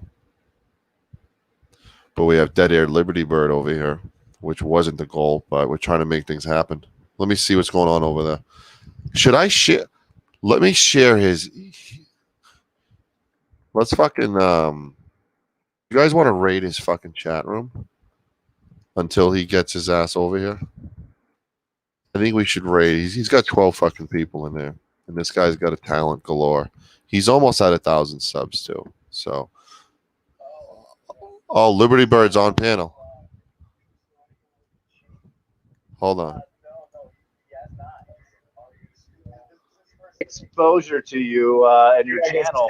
I think I got 600 views or something Here we like go. that. So this is what he's proposing, Okay. Gary, is he Yeah. wants to hijack your channel right now. Yep. and he wants you to join us on his stream. Yep. Well, he could play anything that I have. So we're Anybody being. can play. Absolutely. Do you want to jump over there and jump in the panel? For What a if I minute and trade bullshit Liberty Bird about, for Gary Snowflake? some of your stuff? Oh no, we're being left alone here. No. My buds alone. You right guys now. can keep Yeah, Liberty I understand Bird. that. I'll tell you what. No. Liberty Bird, stay there. Yeah, you guys keep doing your thing. Go in the chat and tell them to keep Liberty Bird. I'm trading right. Liberty Bird for Yeah, Gary sure. Snowflake. And And if he maybe, wants maybe Kev, what I'll do is he can maybe keep I'll talk to Kev my too. dude about running a raid. Let me figure it out. I'm not gonna. I hear him yelling in the back of my ear right now. Bring your shoes and glasses so you have. We are Let's get ready trading to fizzle. Liberty Really Bird hard. Like, and Kev for Gary Snowflake. okay, so Man, you can see his fucking liquor bottle. Take them all. Take them Oh all. my God. I'm not really a drinker. okay, Sancho, can you hear Liberty me now? Bird. Yes. I don't know if you saw the ticker breaking news. You've been traded. You and Kev have been traded for Gary Snowflake. You know, that would be a safe trade, man. I mean, that's like, you know, I'll give you my Larry Bird and my Michael Jordan for the Scottie the Pippen card. Listen, You know what I mean? Listen, man. I'm not gonna sound like a spoiled little brat if I don't get him on the panel right now. Yeah, no, he's not going to come to the panel right now. He's chilling with the homies. If you portrayed this as a trade-off, I think this would have been better. Okay. So this is what we're gonna do. Is Kev in the chat?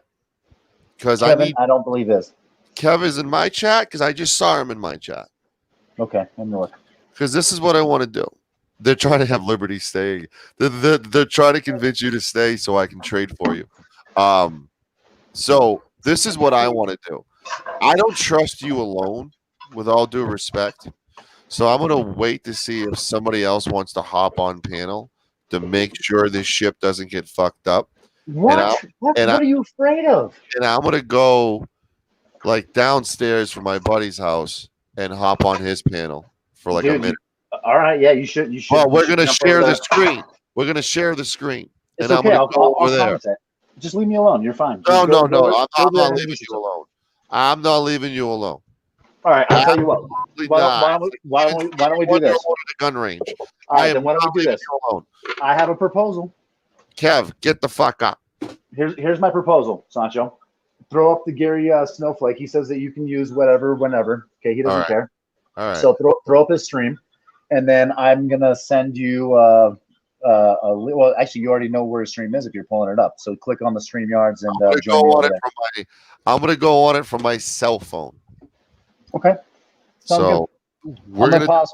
Yep, I'm gonna pause here on the headphones. Listen, you know this guy's got like 126 subs away, 16 subs away from 1,000 subs. Let's get this motherfucker 1,000 subs tonight. I think that'd be fucking awesome. Let's get him 1,000 subs. All right. I got my Bluetooth in my one ear. I agree with you. I think he's super worth it too. I think he's been doing great content for years. So I'm gonna share it. I'm gonna go.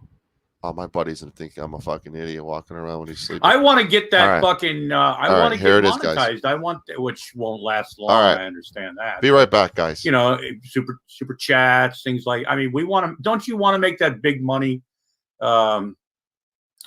Well, I mean, I make the big money. Me and Tata, we make the big money off the merch. Well, I'm I've got a little bit of a merch store too. If you'd like to, you know, I know, and I still haven't gotten a cup. Well, I haven't got one of your cups either. So what the fuck? Well, I've known you long, and I'm not gonna meet you at a fucking laundromat. I'm not gonna meet. I'll meet you for lunch. I'll meet you in a parking lot, but I'm not gonna meet you in a fucking laundromat. That's creepy. Well, I figure we get a couple things done. I was hoping to Jen, just go to just punch in Grampy Lobster and you'll see me. And JC Shades probably just unsubbed me. So I'm probably back down and sub and it's a struggle, folks. You know, look, I'm just a poor lobster. I'm trying to make a bit of coin, you know, so I can meet you know, Gary one day. Yeah, but the thing is with Chip and his friends in Georgia and all over the country, ordering from that guy that that sells lobsters and steamers.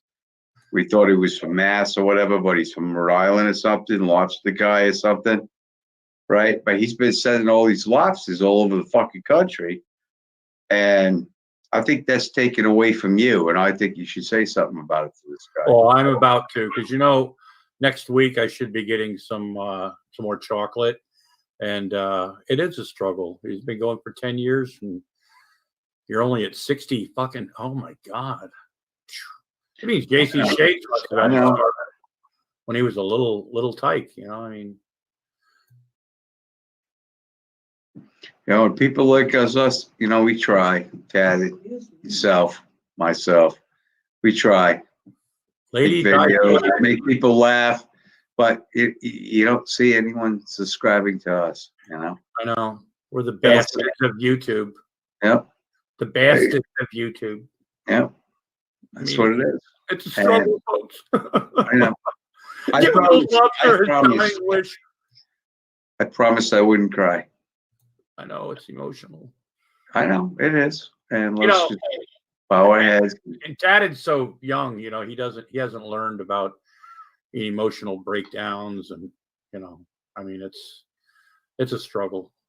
Your savior has arrived. Thank fucking Christ!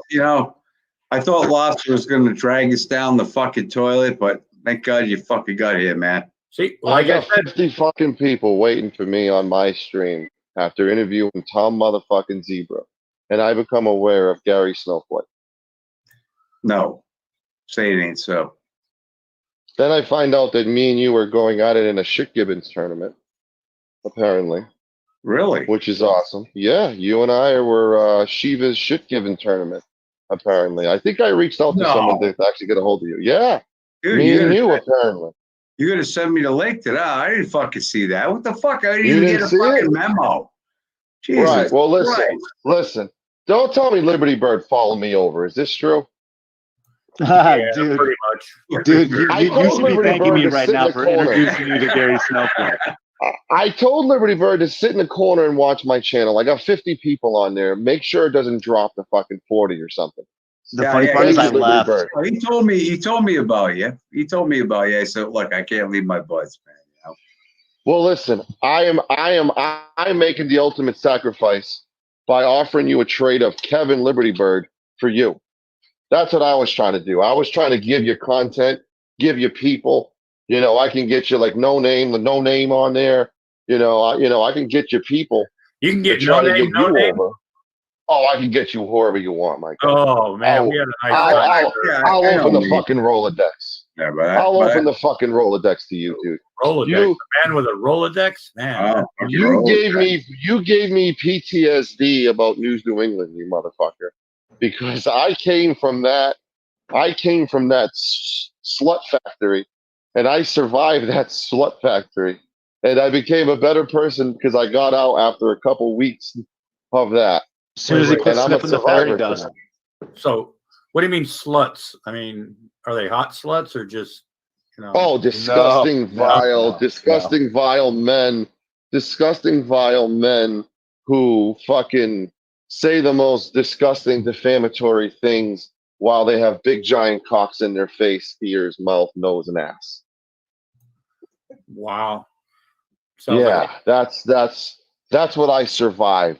Not only did I survive that, but as Steve Lancaster, I survived going down to Missouri with S&S Productions. So I've been through a lot in my short career on YouTube. Tatted Aviator, what's up, my guy?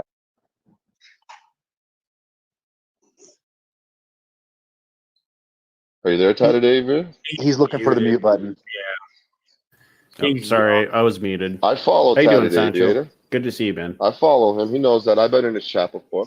How about this, Sancho? Did you know that Tatted Aviator actually made a video for me once? No. He's professional. So were we talking about getting you monetized, Gary? Because I just got monetized. Like tonight's my first big night that I'm monetized. I hope to God people are donating, by the way. That hears my voice in my super chats. I think you're what, 865? So you're like 115 away from 1,000, right? Yeah, something like that. Gary's we not gotta one get of you to 1,000. We got to get you to 1,000. My mods are promoting your channel like crazy. I don't know if you've seen, your subs get a little, climb a little bit. Hey, I'm sorry. Hey, I'm sorry, guys. I was taking a fucking whiz. I didn't hear everything you said. I apologize. This motherfucker. I'm abandoning my 50 people on my live stream, and I'm complimenting the fuck out of this guy, giving him verbal blowjobs, and he's taking a piss. Verbal blowjobs. This motherfucker, man. This is what happens when you hang out with drinkers, El Sancho. This guy all fucking day long, man. This is my kind of fucking people. Verbal blowjobs. My first fucking night monetized, and I'm talking to someone who's taking a piss, not even listening to me. Well, you know what's fucked up? Slap you down and give you a fucking ice cream after this. Thank you. Do you know how long I've actually been trying to get you guys in the same room together? No, I didn't know. I mean, you changed your name.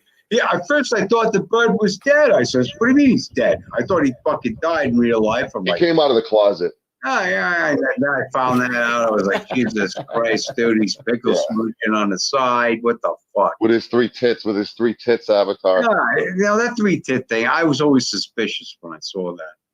Yeah. Well, it kind of makes you think he's on some kind of registry for really creepy avatars, no? Yeah, well, I mean, there's some kind of registry for a guy with 3 fucking tits. And I think there should be a registry. The fact that they let a guy with 3 fucking tits fucking own a gun. God, I warn people about the use of pharmaceuticals and the potential damages of the third nipple. Do you think the challenge is on me and you as channel owners to authenticate someone backstage that have 3 tits? What'd you say? Because like right now we're getting 3 tit bombed by having this guy on your panel. Like it's like the porn bomb, but instead it's a 3 tit bomb. Like he's got 3 nipples on your panel right now. Like, you're cool with that, right? Yeah, I'm cool. I'm cool with Liberty being here. Absolutely. But he's got 3 nipples. I know, but are you paying attention, my guy? I'll tell you what. Are you paying attention? He does the best commercials, man. He did the first commercial on my video, my emo video. He was the first one to do a commercial. You should show him. It was outstanding. It was you should show him. It's pretty funny. Bad, dude. I guess like 600 something videos. Gary's like, I don't know if I can find that in my archives even at this point. Oh my God, dude. Yo, you've been live for 4.5 hours, my guy? I don't know. Damn, you do those marathons, huh? You're like Golden Eyes doing those fucking marathons. Very rarely. Ask anybody. Very rarely. Chatted, do I do live videos? Not very often. Like hardly ever. And he never saves them either. I'm saving this one. Oh, I'm saving this one. There's some gold here. Oh, you fucking kidding me? See, Gary, I told you, man. I told you you're a fucking rock star, buddy. Like you got more fans than you even know of. You, I'm telling you, dude. Just give it some more time. More people will find out I'm how trying to badass think. you are. And I was trying to think what I'm going to do with you, like when you killed your other channel, the Liberty Bird. Now you this. I'm like, what am I going to do with him now? don't worry, the bird will be back. Yeah, next thing you know, Gary's going to be doing openings at grocery stores. Personal appearances. Yeah. I mean, I think there's a good percentage. I mean, tatted him and I, financially, we talked about it, and I think it's a go. Yeah. You got those lonesome housewives, and then you get the old ladies. We got Rob fucking in on us now. He can take care of the old ladies. Social security check money and stuff, illegal things and things of that nature, nothing wrong. 73% worth. Right. Well, I don't know about 73. Rob thinks he's getting 73 back. Me and Tanner, we added up the numbers. And Rob's not getting 73. Yeah. But hey, it was nice, Sancho. You came in here, and I'm sorry you ditched your viewers and stuff. And like I said, I have my bros here, so I didn't want to fucking leave them. Bird told me to come over to your channel and stuff. I'll come over one time. We'll have whatever. Thanks for promoting me, though. I appreciate it. Promote Tatted too, and Grampy Lobster. because he's old and he's probably fucking gonna die. Well, we'll promote Tad, but I don't know about Grampy. Oh, How what old are the your fuck? sons right now, my guy? What? Another 5 years. Whoa.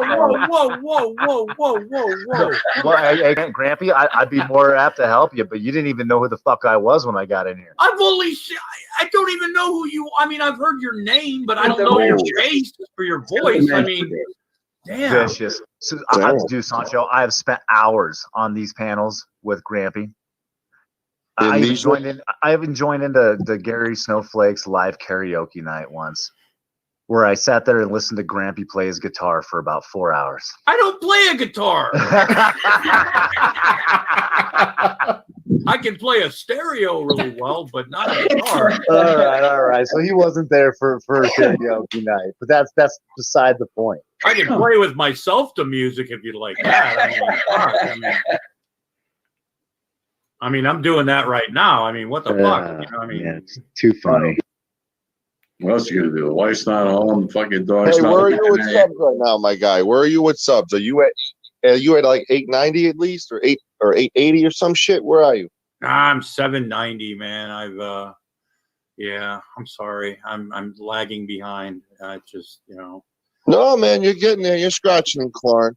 Yeah. It takes work, man. It takes original content, grinding, not giving up. I mean, if you go to my channel, it's bipolar as fuck. It's got game shows, porn stars. Oh, dude, Grampy knows. Grampy's channel's been up for what, like 6 years? Oh, no, well, this one's been up for 2, but I've been on the internet I had one channel taken down. But yeah, I make movies though. I don't really make a lot of video. I mean, porn movies. What do you make? Like, like scat film, no, POV, glory hole. Like what do you make? Von Helton, or I used to do emo videos too. Just mishmash a bunch of shit, turn it into a fucking, well, Gary can explain to you what I do, but yeah, I do little clips. People say, Gary, it's not long enough. Whatever, I don't care. The diaper, the emo's diaper. Right, Lobster does he does streams sometimes where you make a bag of popcorn and you fucking sit back, and I'm telling you, you're gonna fucking laugh because he's got all the old commercials from the drive-ins and shit. It's fucking hysterical. I think it's hysterical myself. Yeah, I actually get a lot of stuff from Lobster. I steal from him all the time. I don't care if you like it. But. Well, I've stolen from you, Gary. So I mean, you guys steal from each other. All right, yeah, we steal from each other. It's not always, we don't always say it. Tad, he's been fucking leeching off me and Lobster since he came on. Yeah. Well, get him off the tee. He's a clout chaser. I mean, he's young. He needs a mentor. He's looking at me and Gary. Yeah, hey, and Sancho doesn't know that Tad had made a real run with Golden Eyes. Like a run? No. He was being sweet on her. Love affair. Yeah. We call it the tatted love affair. The ladies became enthralled with tatted. Hey, I was his shirt acting like myself in front of the ladies. That's all I do. I just act myself. Were you the silver eyes to her golden eyes? What's that? Were you silver eyes to her golden eyes? I mean, it's a possibility. He took his shirt off, and she was like, he did. She was like that chicken from fucking Bugs Bunny. Oh, that night I got fucking shit-faced. Oh, my God. Yeah, you were hammered that night, dude. But I'll tell you what, man, Golden was falling out for you. Oh, shit. I knew that shit would come back to haunt me. God damn it. Yeah. Fucking right it does. And we're not going to let you forget it. If you haven't embarrassed yourself on the internet at least once, then you're not doing it right. Yeah, you're not doing it right. Doing something like Tata did, it's like fucking a fat chick. It feels good when somebody catches you. You know what I mean? That's the way it is. All right, listen. You've got to do it at least once, and then if your time's up, then hey, you got to do it again. You ride a moped. You have an open invite to come on El Sancho Live and be my guest. I have to go run my own fucking show. I've abandoned it. I sent everybody your way. I'm at like 30 people after 50 people. Is there a link? I mean, did you put a link? I did put a link. Yeah, we pretty much rated you. Oh, okay. That's what we're doing here. I don't know. Like, do you have a head count of who's Yeah, but I'm not seeing any links in the chat, dude. I mean, it's in private. No. It's the real deal now. Hey, Fixer. Damn, bro, what's good? Did you see me and Gary Snowflake meeting for the first time just now? Yeah, what the fuck was the hell? That was fake, wasn't it? What do you mean it was fake? Because everybody's gone now. It's just you, me, and Bucket. Yeah, right. I'm fucking confused too, I Pixar. was like, what the fuck, Are man? you guys fucked up or what? Yeah, son. We were sharing Gary Snowflake's live panel because I just went on it. That's my new guy, me and Gary Snowflake. I was actually coming on to say hi to you and to meet Gary Snowflake for the first time. Gary's on his own panel. But he's going to come on my show sometime this week. Oh, okay. And I got knocked off. Down. Okay, now I got knocked off his panel because Bucket Boy called me. And then here I am now. And I almost said to have Jess call him instead because this boy's driving me crazy. Bucket, what's up, my guy? Oh, nothing, bro. Just, tired as fuck, bro. I'm about to hop off the show. I just wanted to come and say what's up. I want to say I love you all. Did you have an interesting day today, Fixer? Oh, yeah. Do you want to talk about that interesting day? Look at all that blood. Wow. He's ready for Smoke Session Saturday. My God. Damn. I bet you don't even have any left by Saturday. I'm running out, and look at you. What do you want me to... In the morning. Hold on, guys. Time out. What do you want me to talk about? Do you want me to talk about what transpired? Whatever you... Okay, Bird. Go ahead. That's me. Bucket's taking over. Bucket's taking over. Go ahead, Bucket. No, shut up. Go ahead. Just take over, Bucket. Spread my legs and just take me, Bucket. Go ahead. Whoa. Go ahead. You just got him really excited. Got him, bro. Hey, you incest. You adopted me. You can't be doing that shit. I got him, bro. All right, what's your question for High Fixer? I just wanted to see what's coming up on Fixer's channel. I wanted to see what's next. What's your goal? I mean, you kind of just started the live panels, like a week ago. Where are you with goals on your channel? Like, what do you want to do with your channel? Hang on. I don't know, bro. I'll be honest. I got something new on the Bucket Boy. Bucket's got something new. So you have no make sure that hashtag Fixer works. Yeah, it is. There's your channel right there. Everyone subscribe to Fixer. Do you have like a couple things you want to do with your channel? Like, what kind of goals do you have? Oh no, man. I was thinking about doing like video game stuff, but I don't even know what I want to do, bro. So much has been going on lately that I don't even know what I want to do. Right. To be honest with you. What kind of emotion are you feeling right now, knowing that individual is incarcerated in jail? Like, are you liberated? Do you feel like you just had a giant orgasm? Like, how do you feel? No, I feel indifferent. It doesn't really matter to me, dude. And a part of me just like, hopefully he just turns his fucking life around. In all honesty, it's just that's the only thing. I doubt he's gonna do anything, but whatever. One can hope. Yeah, today's Tuesday. What's going on with you? Bucket? Didn't know. Bucket, like, you didn't know? I forgot today was Tuesday. Josh got locked up. Yeah, you didn't know? Is there a celebratory dance you have, Bucket? Oh, no. Hold on. I got something better for that. The bomb? Oh yeah. I got timed out. something that everybody thinks it's a comedy skit coming around now. I take it more as a comedy skit than an insult now that I did at the start. But I got something for everybody today for Josh Abrams that I did a couple times this week.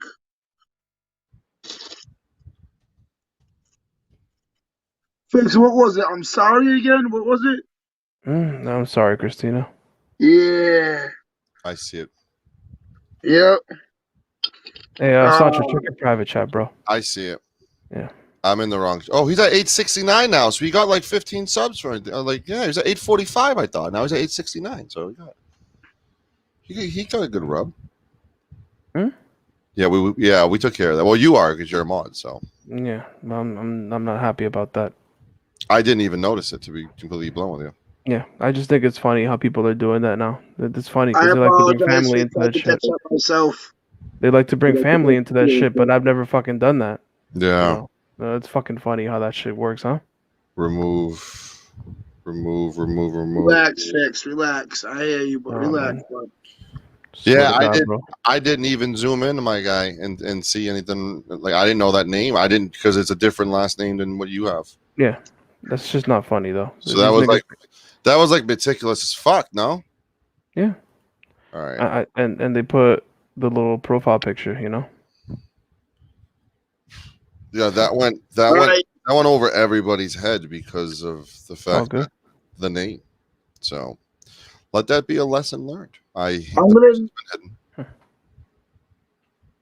sorry. Gonna need at least a minute of everybody's time to do this little comedy skit. Oh no. Cause bird is the word. I said it, but no, I'm just kidding. That wasn't it. But what's up, bird? The bird smokes the herb. Hey, the bird, the bird smokes the herb. The bird smokes the herb. We're losing, Bucket. All right. So can I get a minute of y'all time? Put me in the basement. You want to play? Basement, Dad. Why do you want me to put you in the basement? Cause I'm doing a comedy skit. Cause Josh got locked up today. I mean, like, can we play some? Just no, Monson, just do it. Just stick him in the basement for a second, and then we'll bring him back up when he signals. I'm trying to play some dancing music for Bucket Boy to start dancing. I'll get in on that, man. Everybody should be dancing right now. For you, okay? I'll dance, but I gotta do this comedy skit. Hold on. What if we did a bong hit and a dance back to back? Would you be okay with that? No, I don't want to dance at all. Actually, you don't want to dance, somebody. No, bro, I'm about to hop off this shit, bro. See you later, man. Nah. Fixer. I took care of the problem, my guy. You stay right here. No, I gotta go to bed anyways, dude. It's already getting late. Take care of it. I love you, my guy. All right, man. See you guys later. Let this be a lesson learned to always keep an eye out on the chat. That's my lesson. I did not know at all. Yeah. Now that I look at the picture, if I highlighted the picture, I would have saw it better. But it's only shown in our chat, but it's not shown in the real chat. So no worries there, my guy. It's gone. Yeah. It's over with. We'll keep an eye. I'm not worried about it, bro. He's banned from my channel. Gone. These people that are retarded, bro. They think all that shit's a fucking game, bro. But well, they weren't saying anything about you. It had nothing. No, it doesn't matter, bro. It's just they really want to play this fucking game. They're not ready for me. They're not ready for me. Right. Watch, I'm gonna fucking. We'll talk in the private chat, me and you. Okay, we'll talk in the private chat. All right, my guy, I got you. I got something cooking up for that little fucking bitch. I got you, my guy. It's all good. All right, be safe. See ya. Talk to you soon. All right, Bucket. Where are you with the fucking bong hits and stuff? Coming. You weren't ready for me, so I stepped down. Are you cooking or something? I'm cooking it up in the kitchen right now. You cooking up in the kitchen? Yeah. All right, ready? Yep. All right, I'm gonna say why I'm sorry to Christina though. All right, you want me to full screen you, guy? Go ahead. All right.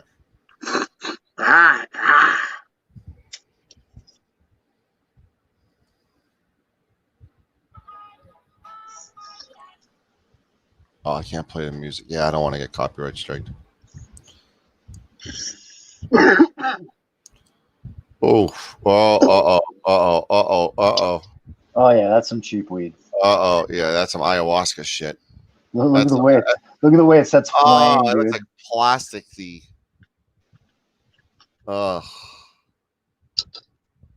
I'm sorry, Christina.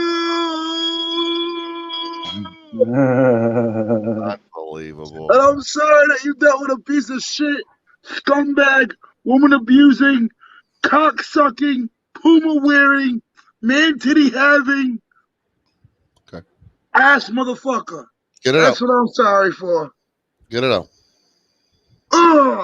2 years of not having to deal with that bullshit's gonna feel like I'm in Hawaii,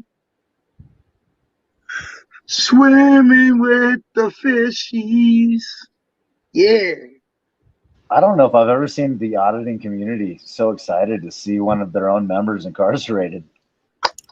I think it was a fitting day for me being able to use my community post on a channel.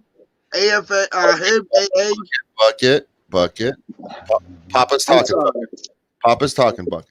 I thought it was very surreal that I used a community page when this individual stated that I wouldn't get 1,000 subs and I never get monetized.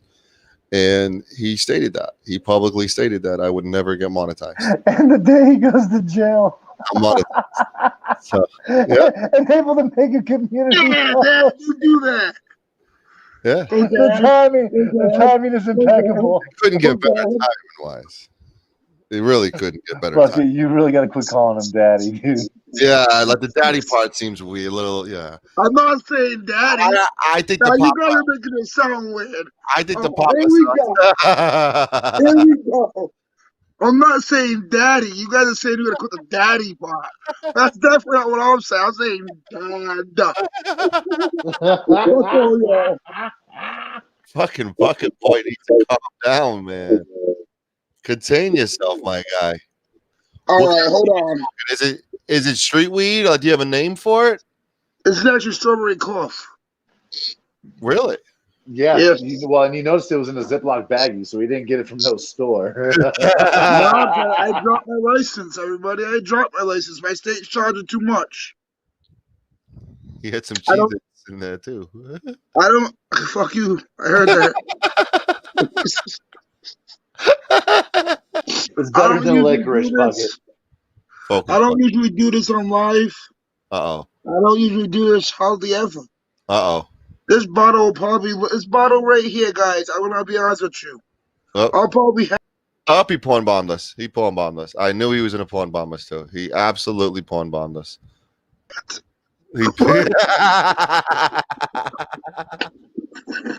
He slapped his head real hard too. This bottle will probably last me 2 years. Anyways. Oh, you're drinking tonight? A little bit. What are you drinking? A little wine? No, a little bit of 1738 Remy. What's the occasion? Well, the occasion was because of what happened in the YouTube community. For me, at least. Because 2 people. It wasn't just one person for me, for like it was for some. But 2 people have seen cuffs in Nevada this last month. One permanently in there for 2 years, and one that I'll be following up on. One, his name is AFA, and one is AA. Right. And them 2 used to be buddies. And I got away from them both at the right times, at 2 separate times as well. Look at you, my guy. You're a survivor. So, shout out to justice being served to them. Shout out for me getting out of fucking Dodge when I did. Okay. And shout out to where I am now. Salute. Easy, buddy. Jesus, Bucket. Bucket. What are you doing? You're swinging the whole bottle down. What are you doing? Just call him. Calm this boy down. Taco, I think I'm out of trouble. We're up for. You're not drinking that whole bottle tonight, are you? No. You okay? Oh yeah, that was a nice hit. Are you able to walk in a straight line? You took a giant bong hit, and now you're doing this. It's like I think he might have just realized that alcohol is only good if you don't open the bottle after 2 years.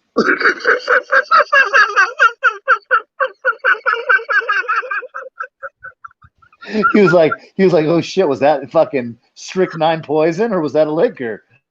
I'm not sure, but my stomach's turning. Bro, what's wrong with that? Bucket, I'm looking at you in a whole look at you. He's about to puke. You can I'm see looking at you in a whole new light, Bucket. All right, Bucket. Spin around in 5 circles. I got you. As quick as you can. I got you. No. I don't want around in circles. I don't want him hurting himself. All right, let's see it. Spin. Spin fast as you can. Faster. Ballerina style. Keep going. Keep going. No, yeah, I want him to go till he does fall. He's definitely dizzy though. He pissed himself just all right. Now take another drink of that booze. That's a relaxing chair. Look at how he's catching his balance. That's Did you see lazy the boy breath all he day. just took? He had to catch his balance and take a breath. Oh, can we rewind that? He literally just paused. He literally just had a come to Jesus moment and paused and took a deep breath. You okay? Oh yeah. He just came too. So what's today? Tuesday. Today is. Yesterday was Tuesday. Well, it's Wednesday now at 12:01. Correct. Oh shit! We're on Wednesday. Hump Day is here. Are there any like news stories? Did someone inform Abrams that it's Hump Day? It's Hump Day. Well, I'm pretty sure he knows the hard way that it's Hump Day right now. I got to tell Patrick right now. Self-conscious self. Please go to the prison Abrams in and tell them it's Hump Day, and don't drop the soap unless he likes it. Everybody should take just a moment tonight and write Abrams a congratulations letter for the most stable relationship that we've seen him in yet. You've seen from his interview earlier that he's getting along very well with Tyrone. In fact, it looked like Tyrone had him by the arm. And Big Bob. Big Bob. I hope Big Bob and Tyrone welcome you with open arms. Oh my god. We'll just say Tyrone's having a better time tonight than he's had in a really long time. I'm making sure Bucket's okay. I'm staring at him right now. You all right, my guy? Oh, I'm peachy. Well, you're looking a little red. I'm saying. Hey. You know what I want to do tonight, guys? Bake a cake? No, I had a question. Okay. Went from what you want to do tonight to you have a question. Let's hear it. Yeah, we're losing him. No, it's more of a question, not tonight, though. I had a question. What happens if I make my next Monday stream a whole 12-hour stream? I don't think you can handle 12 hours. Listen, no. I mean, Bucket, have you ever worked a 12-hour shift in your life? Yes. Why would you do that to yourself? But talking for 12 hours straight, sitting down? No. That's not what I'm thinking about doing, bro. Okay. Come out at the start. Right? Yeah. You come at the start. Can you guys, bird?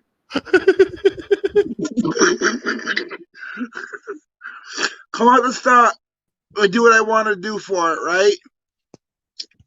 Have somebody screen record it. Send me the screen recording clip. Have somebody make me a banner so when I'm off air, I could do a just put the banner up there for a couple hours, have the screen recording clip set to play, and then come back live till it's the end of the 12-hour stream with a follow-up on where we're at.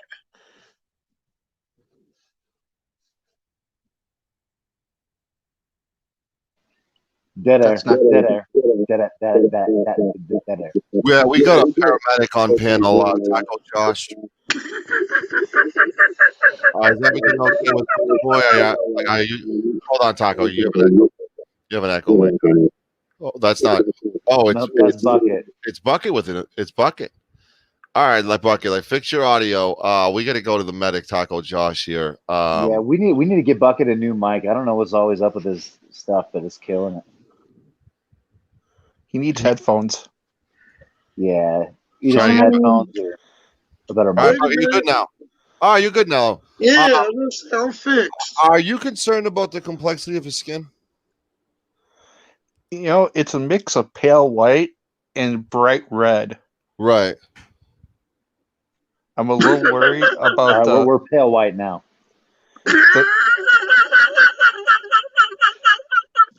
The binge hits of drinking and then the binge hits of weed. That can't be good for the system. His skin turns like shades of Mike Taylor red. Right. And now he's hitting the bong. 6 more likes to 70 people. 70 thumbs up would be great. All right, I'll make a deal. I'll make a deal with the chat. With every bong rip as he takes, it looks like he's getting shingles. I'll make a deal with the chat right now. I've never What got do we at for likes? What do we at for likes? 63, 64. It's getting hot in here. If we get to 70 likes, yet again, 70 likes, Right. I'll do another 45-second bong hit. Bucket. I'm worried about you, my guy. You're already getting a little. If we get to 70 likes, You're getting toasty, my guy. Dad, relax over there by the water. All right, hold on. If we get to 70 likes, Bucket will officially cover his face with a bucket. No, I don't got a bucket. Honestly. How are you gonna be the bucket and you don't have a bucket to fill? Shut up! I'm creating one here. Bucket will shatter his bond. I'm doing a 45-second bong rip. Bucket will smash his Scooby bond. No. I don't know why you're bong ripping that cheap weed, bro. It's a bad idea. It's not cheap weed, you fuck. Why don't you go suck some, right? I mean, the strawberry costs good, but it's not like that Colorado bomb we got out here, bro. Well, you know, come fucking deliver some, donate some to me. What do you mean? Like, I'm supposed to bring it out there to wherever the hell you're at on the East Coast? No, I'll come to Colorado on a visit one day, and we can okay. link up. All right, yeah, I got you. No problem. All right. I just right out the trunk. I'm a drug dealer and stuff, you know. What was the first part? Hold on, Taco. What was the first part, Bird? Oh, I was just saying, yeah, it's no problem. I'm sure I look like a drug dealer. I wear a hoodie. I could probably pop something out the trunk, or like go to the back alley somewhere and pull it out of a trash can, or from behind a rock. You know, maybe the baby's diaper. You know, just bags of weed stashed everywhere. You know, I got cash in my walls. What? Why do fuck are we talking about? we're talking about me selling fucking Bucket Boy weed, and I'm like, I'm tattletailing on Bucket Boy over here. Like fucking all of a sudden, I'm like the Don Jacron of fucking 70 thumbs up. We got 70. Hey guys. Hey guys. No guys. We got 70 thumbs up. Let's see the 45-second bong Bucket. Oh no, shit. 45, 50. I don't want him getting too wasted.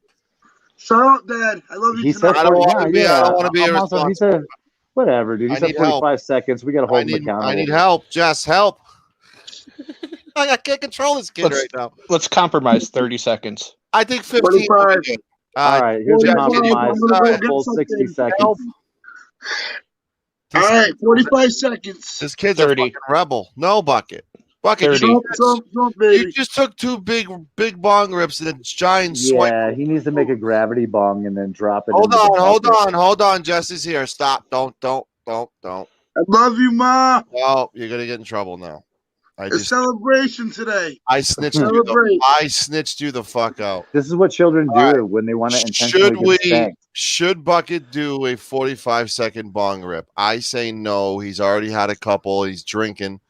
I say go. He's becoming a rebel. I'm gonna wait. No.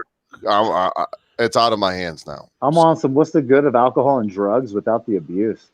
I think we can talk about some intelligent discussions instead of. I mean, Bucket's getting a little white girl wasted already right now.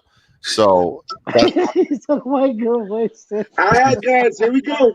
Hold on. See, I'm waiting for her answer. She's too busy saying hi to everybody. Come on. Even no name's telling you to go easy. Listen, no name. Look at this. No name. Go easy, Bucket. Go easy, Bucket. Says the chick that takes freaking rips out the dab. No, she says go easy. She's not. This is Bucket. Thank you, Bird. Thank you. Like she's smoking like 85% fucking THC hash. She's literally saying hi to. She's literally saying hi to every person in the chat room. Jess has like 30 more people to say hi to. It's gonna be a while. She literally is 30 more people. While the kid's white girl. Look at this guy right now. That to me, bro. No, I'm doing it. Oh no, Bucket. All right, I'm a big. All right, she says no. She said no, Bucket. I know. That's a no. All right, and Hold on, let me talk. if you're not gonna listen, Sasha, what do you Uh-oh. think? It's a no, right, Sasha? I don't even know what's going on. I just came All to right. say Sasha, you don't know me, but I love you. you love me. I think you're great. Do you have a big Sasha. No, I just think you're great. You're a great character, and you Sasha. do some really cool stuff for YouTube. What bucket? All right. Here's why Sancho's trying to tell you to say no. Don't you I'm see the? celebrating tonight. Yeah. What are you Because celebrating? two of my worst enemies in the auditing community that I've done some shit with, both have gotten arrested, and one is officially locked up for a couple years. Oh So yeah. I took a swig of some liquor over here, and I'm about to do a 45-second bong rip. Should I do the 45-second bong rip, yes or no? I say yes. Sasha. He's already done a few. Sure, I'm all about getting West Virginia style fucked up. Yeah, see, look at him already. see, No, see. Now it's 2-2. It's 2-2 now. Oh, look at him. I'm the tiebreaker, and I say no. He's toasty. He's toasty already. No, bucket. 1, 2. Oh, we're starting again. We're starting again. Totally lost All his right, kid. we're going. Whenever you're ready, Bucket. I'm counting. Can't even 1. do it. Listen, she's saying We no. get 1. She's saying no. Look, I'm saying no. She's saying no. I mean, like Count down to 3, 2, 1. 1, Uncle Bird. 2, Uncle Bird 3, is a bad influence. 4, 5. Uncle You Bird got 5 is a bad seconds. influence. 7. how would 8, Jeff say it? Get 9, it done. 10, 11, Wait, 12, this is not good. 13, We totally 14, lost our kid. 15, 75. He's gonna be making porno soon. Before take it easy, dude. Take it easy. This isn't good. Yeah, Tap out. Tap I out, think buddy. Tap I'd out. tap out now too. Yeah. Uncle Bird, you finally have a fucking conscience. This is not good, man. That was Why- awesome. Why That do was I awesome. imagine? I'm impressed. I'm Bucket impressed. Boy will be Bucket. back in about 15 to 20 seconds. He's gonna Uh-oh. go grab something, and he's gonna show the camera what he bought his grandmother today. Okay. Why do I imagine Bucket trying to get to Colorado would be like Carol and Kumar going to White Castle? Oh, that's hilarious. I thought of it more like Jim Carrey with whatever that other dude's name was, going after the suitcase full of Dumb money. and Dumber. Dumb and Dumber. Yeah. We'll send Bucket to see Uncle Bird. That'd be a good break. I'm cool with it. I'm cool with You'd it. have to man. live stream the whole thing. I think it would be great. Bird and Bucket escapades. I think I'm gonna celebrate Josh Abrams going to prison this weekend. Dude, I think we should all be partying right now, man. That's some of the best news that I've heard all week. There's a blackout tomorrow morning from this. I'm not discussing this cocksucker, but tonight it is celebration, so I'm taking a little pass. What do you think about the incarceration and et cetera, Sasha? I think it's wonderful. I think there's a place in this country for criminals, and that's called prison, and that's exactly where he's at. Right. Sancho, sorry, Sasha. Now, when I Go say ahead. that, I use the word criminal lightly because some people are in prison that never committed a crime. There's some people that are over sentenced. I'm not saying that the justice system is perfect, but Joshua Abrams continues to constantly break laws and do horrible, crazy stuff to people. So he's right where he needs to be. Do you envision him coming out a changed man? Absolutely not. Prison does not rehabilitate the offender. I beg to differ. I think he's going to come out a lot looser. Humbled? Oh, shit. I definitely think he's gonna be walking around dropping little turds out, but I mean, let's just be honest real quick. I worked in a prison for many years. Prison doesn't rehabilitate people. Some people if you're a first time offender, it may scare you to get straight. But through my time in the prison, there's not enough programs, there's not enough classes, there's not enough whatever for people to actually be rehabilitated. Like I agree with you. My definition of rehabilitating somebody is taking a drug addict, let's put them in drug classes their whole incarceration term. when they're 2 years out. Let's incorporate some parenting. Let's teach you how to be a better father. Oh no. Let's teach you how to function in civilization. That would be my definition of rehabilitation. Not Yeah.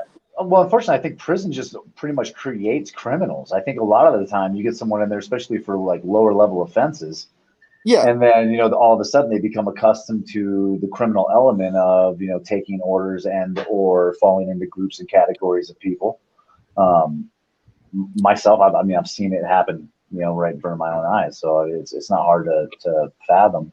But at the same time, why don't we have a better program for actual rehabilitation versus, allowing the criminal element to only excel in these prisons? It's never a good idea to throw them out in the cold for them to fend by themselves to survive. But that's essentially what happens. Yes. I mean, if you look at the U.S. prison system compared to some other countries' prison systems, I mean, truthfully, you walk in a prison pod, and it looks like you're down at your local ASPCA. Right. Just there's humans behind the doors and not dogs. And Eat a dog. where we messed up was taking funding from the state and government ran hospitals and community programs for mental health. A lot of people are in prison simply because of mental health. One of the most notable inmates that I ever dealt with, and I'm not gonna lie, was scared to death of him. Any day you didn't know what you were gonna get. One day you were gonna get the Hulk and he was gonna be running around Hulk smash. The next day you were getting the nicest, best well spoken individual, and the next day he's rubbing himself down in shit and piss. He was schizophrenic, and I mean, all he did was break in somebody's house. Not saying that it's not a bad crime, not saying that he should be, that sounds pretty bad. but I guess when I look at it is sorry. It wasn't murder. It wasn't something at that level. Yeah, it's just that's a great way to lose your life. There was nobody home. Nothing was stolen. He literally just broke in these people's house because he was homeless. He was having a schizophrenic attack. Somebody like that, as bad as he was, I feel like should be carted off to a mental health, asylum. Not. Now, I had a question for you, Sasha. Uh-huh. In your area that you worked in the prison, right? Did you guys have an IMS? What's that? I may know it as a different. IS. It's a state institute mental hospital. Like I worked at a mental institution. Like the state, like here in Rhode Island, right? We got like mental hospitals, like Butler, called Butler. They have a psych ward at Rhode Island Hospital. They have a psych ward at Fatima and Roger Williams. Right. But also here in the state of Rhode Island, they have what's called Eleanor Slater Center. Yeah, it's a state mental hospital. Yeah, we have. I think where I live, we have 2 or 3 state-ran facilities still. But I mean, if you look at the let's look at the population of prison and let's look of a percentage. How many people in prison have severe mental health issues? Oh yeah, I would be willing to bet the latter of 60%. So if you have a system of 70,000 inmates, how many is there enough hospital beds and state-ran facilities? No, people. It's not. Nope. It's not. Not at 60% deficit. I mean, that's pretty bad. Definitely not. The facility that I ran was deemed a mental health facility. We house mental health. So when you're given, like, on the PLUS scale, you're given a rating for mental health. We housed all the way up to like a level 4. We didn't house level 5 mental health, but I mean, I don't know. Did you ever experience the situation where someone was placed into your care or into one of those wards, and then you're like, this person really doesn't belong here? Yeah. Actually, I'm fighting with I'm working with the NAACP on a man's release. And I'll tell you all about this man, but I won't give his name. Okay. And I'm gonna say the worst part first. The man's serving a natural life sentence. The man's been locked up for 43 years. If I tell you that, what crime do you think he committed? Murder. That's what a lot of people would think. This man, he has one prior misdemeanor on his record, which was assault on a female. He's serving a natural life sentence for second-degree arson. He didn't hurt nobody, didn't kill nobody. He didn't even burn anybody's house down. He burnt a porch, like a deck, on a trailer. He's severe mental health, and I'm not gonna say like severe, like the man has common sense. I can go talk to the man; he makes perfect sense. But being incarcerated for 43 years, I'm sorry, you're gonna have some sort of institutionalization, like to the fullest. That 30 days did it to me. But then I look around and I see there was this one younger inmate that I used to have to deal with all the time. This motherfucker could set a fire off anything and set off the sprinkler system inside the prison. This guy, white guy, in his mid-20s, I think it was around 24, 25, was in prison serving a 12-year sentence for 6 counts of first-degree arson. He burnt down churches.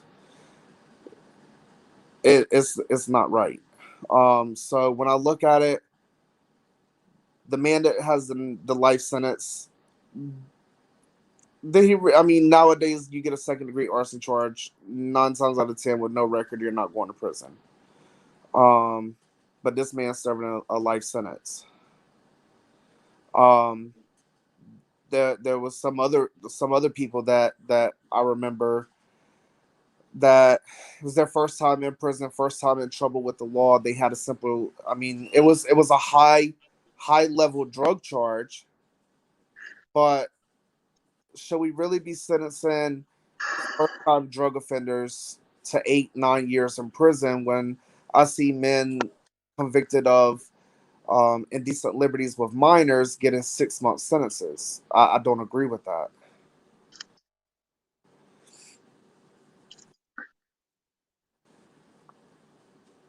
Makes sense to me. NJ Diver, my guy. What's your thoughts on what Lasasha just said? No, for sentencing, to be sure.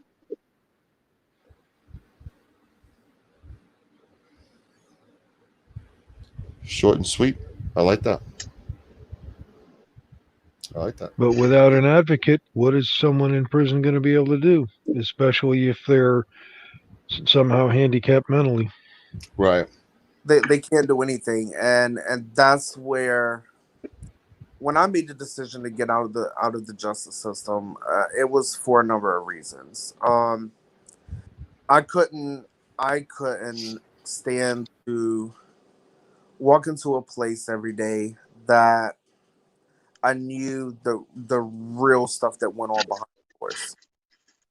I'm just gonna say it like that. I couldn't go in there knowing that there was men in there or women when I worked at a women's facility that should have been released a long time ago. And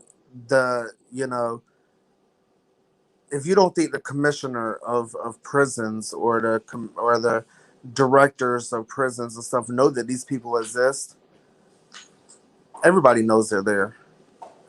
But if they won't advocate for them, and it's not because they don't want to, it's because they can't. If they do, they'll lose their job.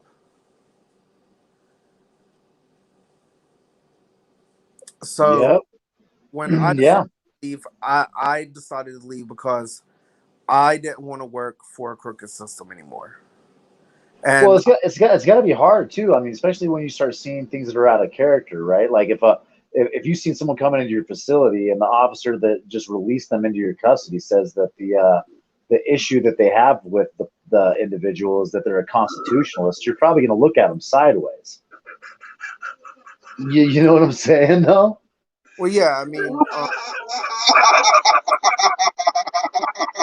I've looked at a lot of people sideways for their crimes, and I never tried to do it, but I mean, if you made yourself real noticeable to me, and you are always in my office or always in my face, or I'm coming down the hallway and hey Sarge, I'm gonna go look you up. There's a reason why you want to be in my face all the time.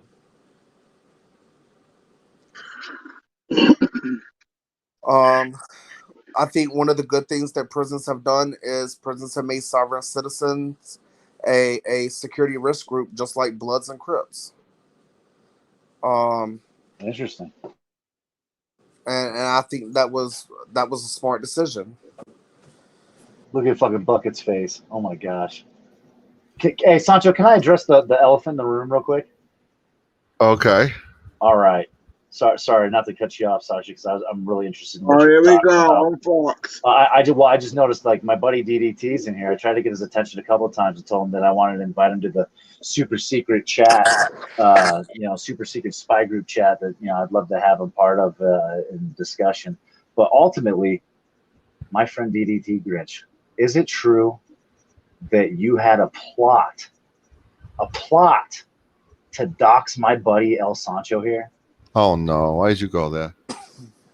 Why'd you go there? Well, I heard it through the grapevine, and it's the elephant in the room. Like, he wants to come hang out and kick it with the cool kids, but at the same time, it's like, you're trying to kick it with the cool kids, but are you secretly plotting to try to like do illegal shit with other people illegally behind other people's backs? I don't think he has nothing to do with that.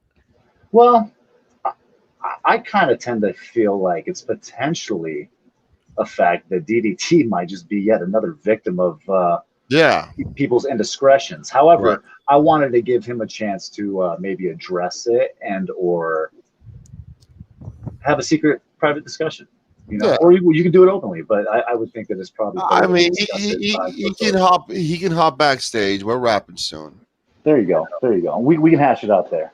Yeah, I mean, we can. I don't want to pressure him to call him out. He's probably working a long shift today, so Well, I'm not too sure that he works. No, he does. Oh, does he really? He does. Damn, dude. He works. Hey, Sancho. Yeah. Have you heard about the Activism News Network? Activism News Network. Oh, no. Let's hear about it. He probably doesn't know about it because he was live. Yeah, that's a good excuse. Now, it was announced earlier this evening on Jeff is Live. Money was involved, right?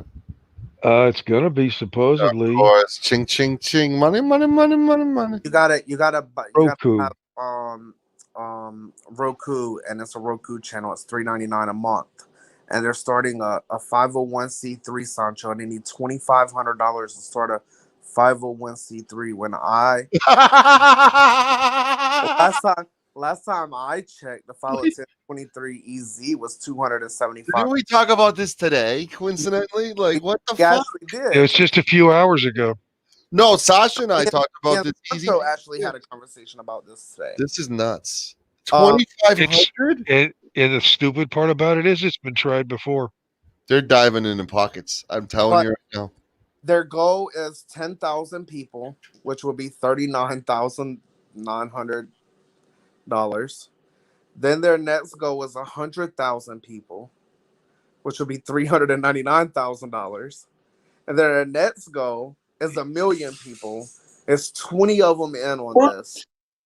That's making a Roku channel, and 20 people. Yeah, 20 auditors. Joe Cool is involved with it. No way. Yeah. Yo, look. But then they put it out. That they're putting 99% of each fee is going to Roku, and then I forget what they said. $2 or something is going. They're splitting it between the auditors. And certain percentages. Yeah, it breaks down into percentages, but anyways, basically they're keeping 50%, and then the other 50% will go into this 501c3 that they need $2,500 to file the I've paperwork. never heard of that Yeah, before. that's about it's more than 4 times what it actually costs to form a 501c3. It costs $275 to file Exactly. 501c3, a 1023 EZ. Okay, so here's how it works. If you like have a guaranteed grant lined up, you're gonna get like $60,000. Then you need to do the long form 1023. But if you don't expect to get over $50,000 a year for the first 3 years, then you have to file a 10, or you can file a 1023 EZ. 1023 EZ is a streamlined application for a nonprofit, and it's $275 to file, and it takes all of 5 minutes. You do it right on the internet.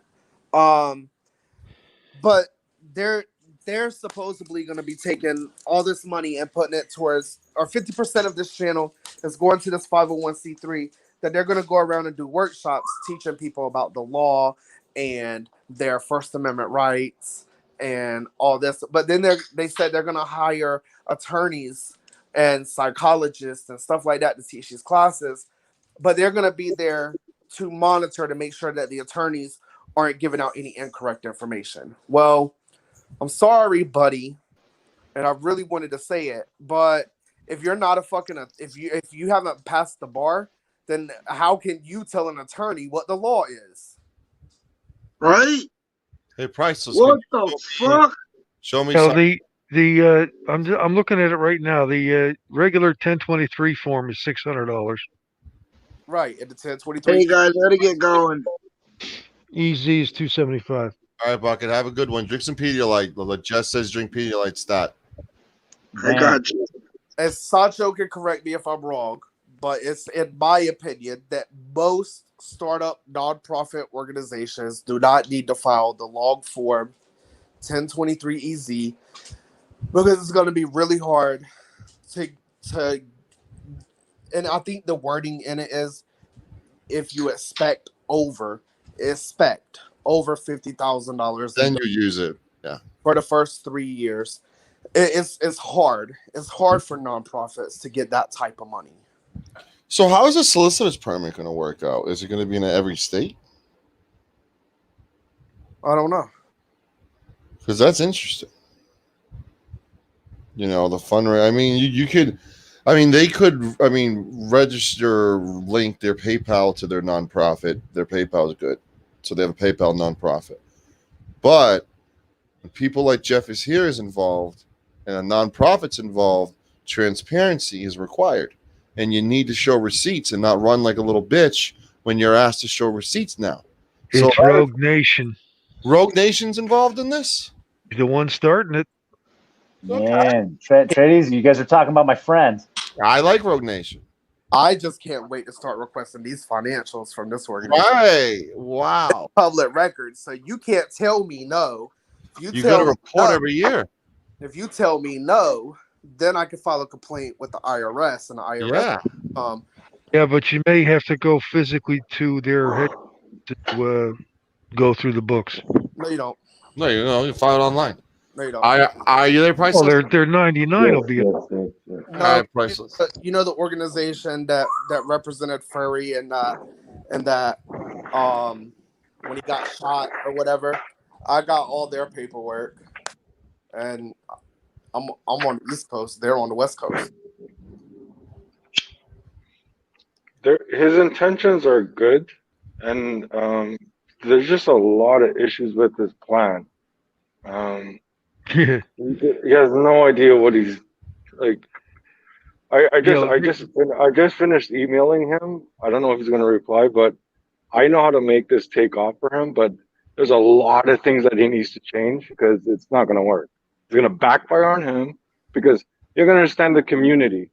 There's a lot of shady people in the community. They're going to try to sabotage it, steal something. Like it's a shady community if you look at it. The people that are auditing, there's some really great people out there, but there's really shady people out there as well. And this is the this people isn't that the he's first attempt either. the people that he's bringing on board with him, I'd be very, very cautious about. That's why I'm trying to email him, trying to contact him, and let him know his intentions are admirable. They're great. There's a certain things he needs to change up, and there's a certain bunch of people that he should never be allowed into that group. Period. Right. He needs to talk to P&P News. P&P Yeah, he's a News great tried guy. this about not quite 3 years ago. Right. Shout out to Blind Man. No justice. I just think. But hold on. When you guys say that this was attempted before, are you talking about the News Now Houston, PMP News? You're talking about this? Yeah, the National Association of Individual Rights. Yeah. What happened to that? I seen the collapsed. ads. I seen the collapse. Right? But what was the reason for collapse? Arguments over officers' positions, arguments over money, arguments over the fact they have to file a constitution and bylaws. Exactly. Too many chefs in the kitchen. That's the problem. You know what I'm saying? Can you throw me the so I only know of 3 names. Who else is involved in this? No, go look at Jeff is live and look at the video. Kevin was texting me about it earlier. You should touch base with him. He probably did. He just texted me. This is what I was trying to tell you about earlier. I just found out now. So 20 names. Can you throw at me a couple more names? Here's the Roku site. That is the hugest mistake he could ever do is go to Roku. Hugest mistake. Really? There's previous to my channel blowing up the way it did. I used to do app development and IPTV, like free TV, how you can watch thousands of channels for free or all of these movies for free. I know how to get that out there.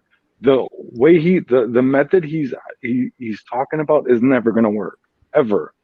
Yeah. You'll get 20% because Roku is Roku. You cannot get the masses involved. There's other methods that I'm aware of that could get to the whole masses. Like I could see him making millions if he goes the right way. But the Roku method will never work. I can guarantee you that much. I respect the man. He's a great man. I respect what he does, but the method he's going, it will never work. I can guarantee you that. I've been in the Roku. I've been in the IPTV. I've been in the live TV. I've done all of this before my channel became what it is today, and I know the steps to get to where you need to be to advertise, broadcast what you need to broadcast. And Roku is not the answer. Rogue's a regular on my show, and I just messaged him to come on because I think this will. Yes, please do. I don't like catching surprises like this. I don't like that. Running around with Josh, No Name, he's involved. No Name Audits is involved. Yeah, Joe Cool, Jeff. Yeah, there's some shady ass people in there, man. Tyrant something. Tyrant News. Oh, he's involved. He's been on my show a lot. I like him. Then there's some young kid that's involved. I don't know. No Name Audits. Some I don't know. Some young kid that looks like he lives in a single block. $3.99. Watch anywhere, anytime. No. Hold on. Did you say young kid that looked like he lived in a soup box? Looked like he lived in a 1993 trailer with wood paneling. Okay, that's Wolfley Gagley. Yeah, that guy. He's involved. That's sad. I took that description and knew. If any of you guys can get Rogue Nation on here, I'll spill the whole beans and how to. I just sent him a message on Massel's Discord. So. Yeah, he gave me about 5 seconds on Jeff's panel. I lauded him for it and for the attempt. Tried to tell him about an error, and he dumped me. He had Jeff dump me. $2,600 for a filing fee. I'm on some Peter Pecker penis. Yeah, 2,500. That is. I need to see paperwork of a quote of that. Honestly, Yeah, I don't know why they kicked you off because I respect He's just found a very expensive lawyer. That's all. I respect Jeff, especially how he supports blind justice. I'm a blind justice supporter as well. Uh, uh, what I disagree for them making blocking you or whatever they did to you is that constructive criticism, especially when you're starting up something like this, you need constructive criticism to propel yourselves to greatness.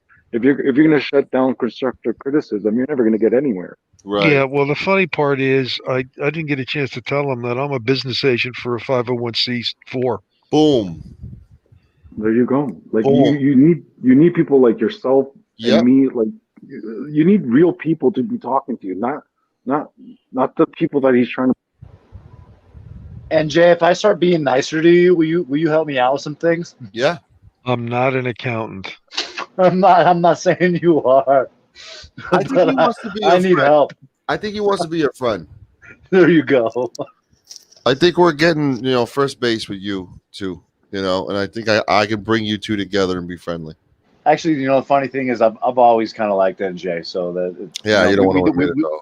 No, well, we've disagreed on a lot of things, but I think that we've relatively maintained to get along. Yeah, well, the funny part about it is I'm just brutally honest. God bless you, Liberty Bird. You're very blunt, NJ. I'll give you that. To the person, Randy, when you said, "What's the odds the government will even give a nonprofit status?" For the most part, they do it all the time. I know somebody that works at the IRS that approves. Well, she's a manager over the 501c3 approval department. She said they got a blonde woman working in there stamping approvals. Like, they always do. Yeah, excuse me a moment. You're right, Taco Josh. He did get arrested. Did he get arrested? Rogue. Where is he? He's on every panel. No, he's out. He's out. He was in it. It was a quickie, in and out. He's on every panel but mine, this motherfucker. It's the same town that PayPal Patty and Selena got busted in Listen, Alabama. I'm not going to judge it until I see what we're looking at. I'm not going to judge it until I see what we're looking at. But I got his equipment. I don't know whether he was live streaming or not. No name audits. Jeff is here involved. That makes me a little sticky, icky, woo wee. I'll leave it at that. Wolfie Gladly. I like him. I like Joe him. Cool. I don't like him anymore after what he said about me on Golden. Did you hear what he said about me? No, I didn't. It doesn't make a difference. I'm one disagreement away from dedicating a live stream and going after him and calling him out on his past indiscretions, which I never even mentioned on air before. Fuck you, man. You think I'm unstable, Joe Cool? Fuck you. Shit. You know how much shit I get? You know how much shit I get from having him on? And then he's like, oh, Sancho's listening. Yeah, you didn't think I was listening. I know about your past, and I still have you on because all I care about is the present. So why I would do a stream bashing you, you got to deserve my wrath. You gotta you gotta use a level of forgiveness with Joe to a certain level. Like, how many times have I busted Joe on some bullshit, and at the end of the day, me and Joe always forgive each other and move on. And I think that's just Joe. You know what I mean? Oh. We all make mistakes. Joe loves you. Fuck Joe. I'm Joe. Sasha's also fuck Joe. That's why Joe Carson like feet. Oh, Sasha, you go hard. You go hard as a motherfucker, Sasha. Just saying. But if y'all knew me in real life, I'm really the most like softest, easiest going. Yeah. Fucking. I can tell you that. I can attest. Most humble type person you will ever fucking meet in your life. Yeah, you're a butterfly. I can't believe egos. I can't believe what people are saying about you out here about how evil and demented you are. I go, Sasha. I mean, oh man, dude, I seen like some crazy shit on that. Like what was it, the Beanie stream the other day? The animal advocate, Sasha. Is that who we're talking about? Let me just be honest real quick. And I think it's well known across YouTube that I care about animals more than I care about people. And if People don't like that. I don't care. But at the end of the day, people have voices. People can speak. If somebody's doing them wrong, they can speak up. But animals can't. Yeah. Fuck yeah. Voice for the voiceless. That's a real thing. Death row, Voice for the voiceless. death row inmates get executed more humanely than executed, and it's not right. So, just out of curiosity, Sasha. So, say your dog, slit its foot open or something. Would you now would you spend the 3 or 4 days carrying to that dog's knee and soaking its foot in Epsom salt, or would you take him to the vet? Let me tell you this: I have a bird that has avian virus. Yeah, I heard you had 2 birds actually. Well, yeah, but I have one that has avian. Since January, let's see, she didn't go to the vet. Well, she goes to the vet every week, but the last major vet visit was in September. No, August. August was her last major vet visit. I have $12,000 invested in vet bills. Damn, that's a lot. She had to have 2 blood transfusions at $700 a pop. Yeah, I probably would have gotten a new bird, but that's the affection we gain for animals, right? Can't put a price tag on it. Why am I gonna? I mean, no, I'm just saying, like for me personally. Well, I'm a woodsman, right? So for me, like animals come and go. Like I love them to death. I take care of them myself usually. My dog did recently get like a bacterial infection, so I had to take her in to get some pills and shit. But things like when she warded out with my other dog, I just stitched her up myself. Sancho won't even look at the pictures. It's like, dude, you should check this out. It's pretty awesome. No. I can't see that shit, man. I can't see an animal in pain. I can't do that. I'm the type of I'm good. Let my dog or one of my birds or whatever, let them cough wrong. We're on the way to the vet. Yeah. See, that's crazy. See, here on the mountain, man, like we run it a little bit different. Of course, we deal with a lot of like livestock, and then you got wild game all over the place. But yeah, at the end of the day, we're pretty self-sufficient up here. So see, I run a huge wildlife rescue. That really we specialize in waterfowl. I got my federal and state wildlife license and I can house like Canada geese. I can house migratory birds, rehab them, send them back out in the wild. But I mean, crazy things people say about you. I mean, your love of birds is really like appealing.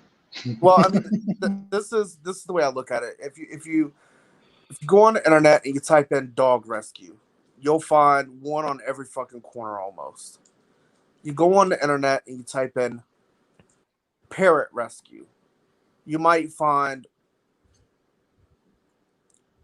I'm gonna be generous and say 2 in every state. You go online and you type in wild bird rescue, and you're lucky to find one. Right. So when it comes down to it, I love dogs. Don't get me wrong. I got 2 of my own. I love cats. I don't have any, and whatever. But if I see one hurt, I'm gonna take care of it. But I'd rather give the voice to something that nobody really wants to help. People don't think about birds when, yeah, No, I mean, birds. Like I ran my own memorial, and no one even knew that I died. So yeah, sad. I get it. So sad. I mean, people don't even know how to take care of birds. Wait, you didn't even do the memorial. You fucking idiot! You didn't even do the memorial. What are you getting? No, I did the memorial. No, we did the memorial. I was on the road and I wasn't there. I mean, how can I show up to my own funeral? There was no memorial. Beagle, all I will say is I'm on the East Coast. What the fuck? Nobody even went to this parking lot at the VFW How do you know? How do you know? Were you there? It didn't. I was the only one there. Nobody was there. And that's the sad part. Is that I got all happened. this. I have all the support. I asked for help when I needed it the most, and no one even showed up. Not even me. You didn't promote your funeral well enough. See, I told you we should have faked the execution of the bird by CSU police. It would have got more attention. I thought you should have just jumped off a mountain. Oh, jeez. Pretend, of course. Pretend. 303 said that he should just push me off the ladder. Yeah. Well, yeah, we talked about that. That would have been bad because you might have hurt yourself. We don't want that. So it looks like priceless. It looks like no go right now. But I will do what I can tomorrow night to set something up. All right, just let them know priceless channel at yahoo.com. Message me. So what kind of channel do you have? What do you mean? What kind of channel do I have? Do you have a YouTube channel? Yeah. What do you do on your YouTube channel? Cop watch, auditing. There's a whole bunch of activism. Funny. Okay, I don't know. Peter Becker penis. He's getting nervous. Are you? He's nervous. He's nervous. No, just give him a minute. No. I'm not nervous. I'm just kind of shocked that you don't. Yeah, you don't know. I'm shocked that you don't know about the Priceless channel. I don't know about your channel.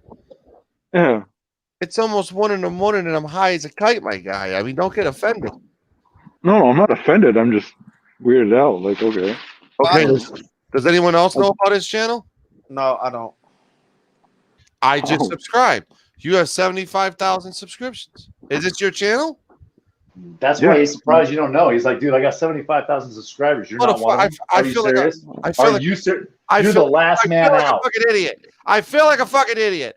I have disconnected from the 1A community a little bit, and I don't know. Okay, guys, I'm a fucking idiot. All right, I'm sorry. My bad. So my channel is just shining the light and sharing other people's videos and directing them back to their channel, and it's pretty much what it is. Well, Priceless, you can use my content anytime you want, bro. All right. Appreciate that. Am I the only idiot here, or is anyone going to have my back? Nobody? Yeah, no, you're an idiot. No one's got your back. If I have a 2.5 million view video, I'm surprised you don't know about. I'm new in the community. Oh, okay. Have you ever been shadow banned, Priceless? Just out of curiosity, with numbers like that, have you ever seen your video like going viral and then just suddenly cease? Jesus fucking Christ. No, it just keeps on going and going. That's what I'm saying. Like before. Hello. Before my channel blew up the way it's blowing up, I used to do other stuff and I never got any views. But since I got on the whole activism bandwagon, everyone in the community knows me by name. So I'm surprised you guys didn't know. That's awesome. I'm sorry. Bird's been doing this a lot longer than me. Well, I've only been in the auditing community for about a year. Yeah, I've been in it half a year. The funny thing is, though, is like the reason I was asking you is because my best video was the one where I got thrown in the intake there or whatever, and they threw my face down and piss and pubes. And hold on, who's speaking right now? This is Liberty Bird. Yeah, Liberty Bird. Yeah, my channel's now called Citizen Slave, but yeah, Liberty Bird's my name. You got 3 tits. I do. I have 3 tits on my logo now. Here, I'll switch it for you. But anyway, so my point is, though, you guys think that the community is falling apart? I hit like 11K or whatever on that video, and then when I posted it to the governor's Twitter account, it immediately got shadow banned and quit getting views. Can you hear me, Bird? I can. Cool. Do you guys think the community is falling apart? No, it's not falling. It's getting. That's what I wanted to ask the person that got kicked out of the live show. What was your constructive criticism that you were going to speak of? Well, Is he still here? Yeah, just trying to let them know what they were getting into. And what were you gonna say? Like Well, the question I'm asking is, um, I want to um, I want to make this community stronger, and I'm open to discussion and constructive criticism and any ideas to make it stronger. As I said before, his intentions are good. I understand where he's going for. We need something like this. Um, uh, we need how I say it. We need to unite. Yeah, but like For no one. $3.99 a No, month? No. See, you can do it for free, or at least for way well, that's cheaper not what than they're that. doing. You can't do it Dude, for. You can't do 30, it for 30 free, cents a man. shot. Grab your guns. Follow me. One of you Listen, no. Listen. The only what I mean by making it strong, if the $3.99, that's nothing. That's perfect. If it makes it stronger, meaning the community has lawyers backing them up, that will change things like you guys will never understand. Like that will make everyone that's out there doing what they're doing bigger and badder. Well, anybody Meaning, no, lawyer backing them but up, pay 'em. sorry. So anybody can have a lawyer backing them up as long as you give the lawyer money. Yeah, No. it's not cheap, I promise. And that's what they're talking about. They're talking about with this $3.99, they're gonna have a lawyer fund, a bail fund, and all this stuff. Yeah, that's great. That I agree with that and approve of that. It's That's not something. are giving them services pro bono or Right. for free. They're gonna pay for it. Okay, So, listen. Like, if you guys know Blind Justice, what he's going through. yeah, and I hate this. Okay. This is what I'm trying to say. If the community backed him up and the funds were there, he would have got rid of that stupid ass lawyer that he has.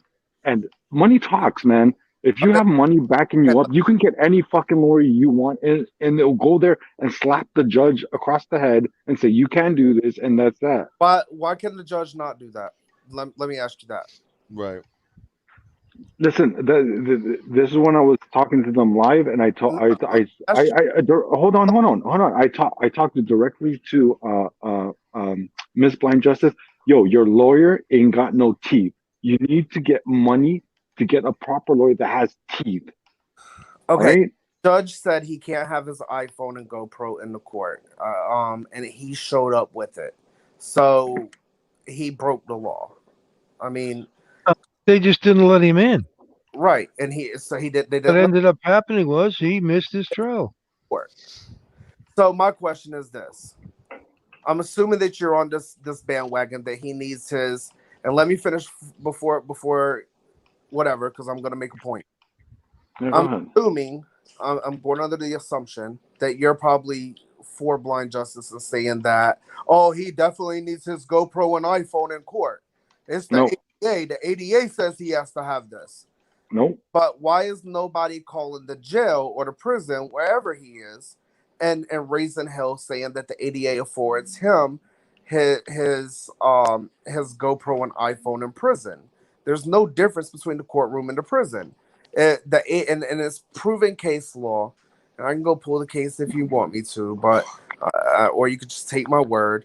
It's proven that the ADA extends to prisoners. The ADA doesn't stop when you get to the prison gate.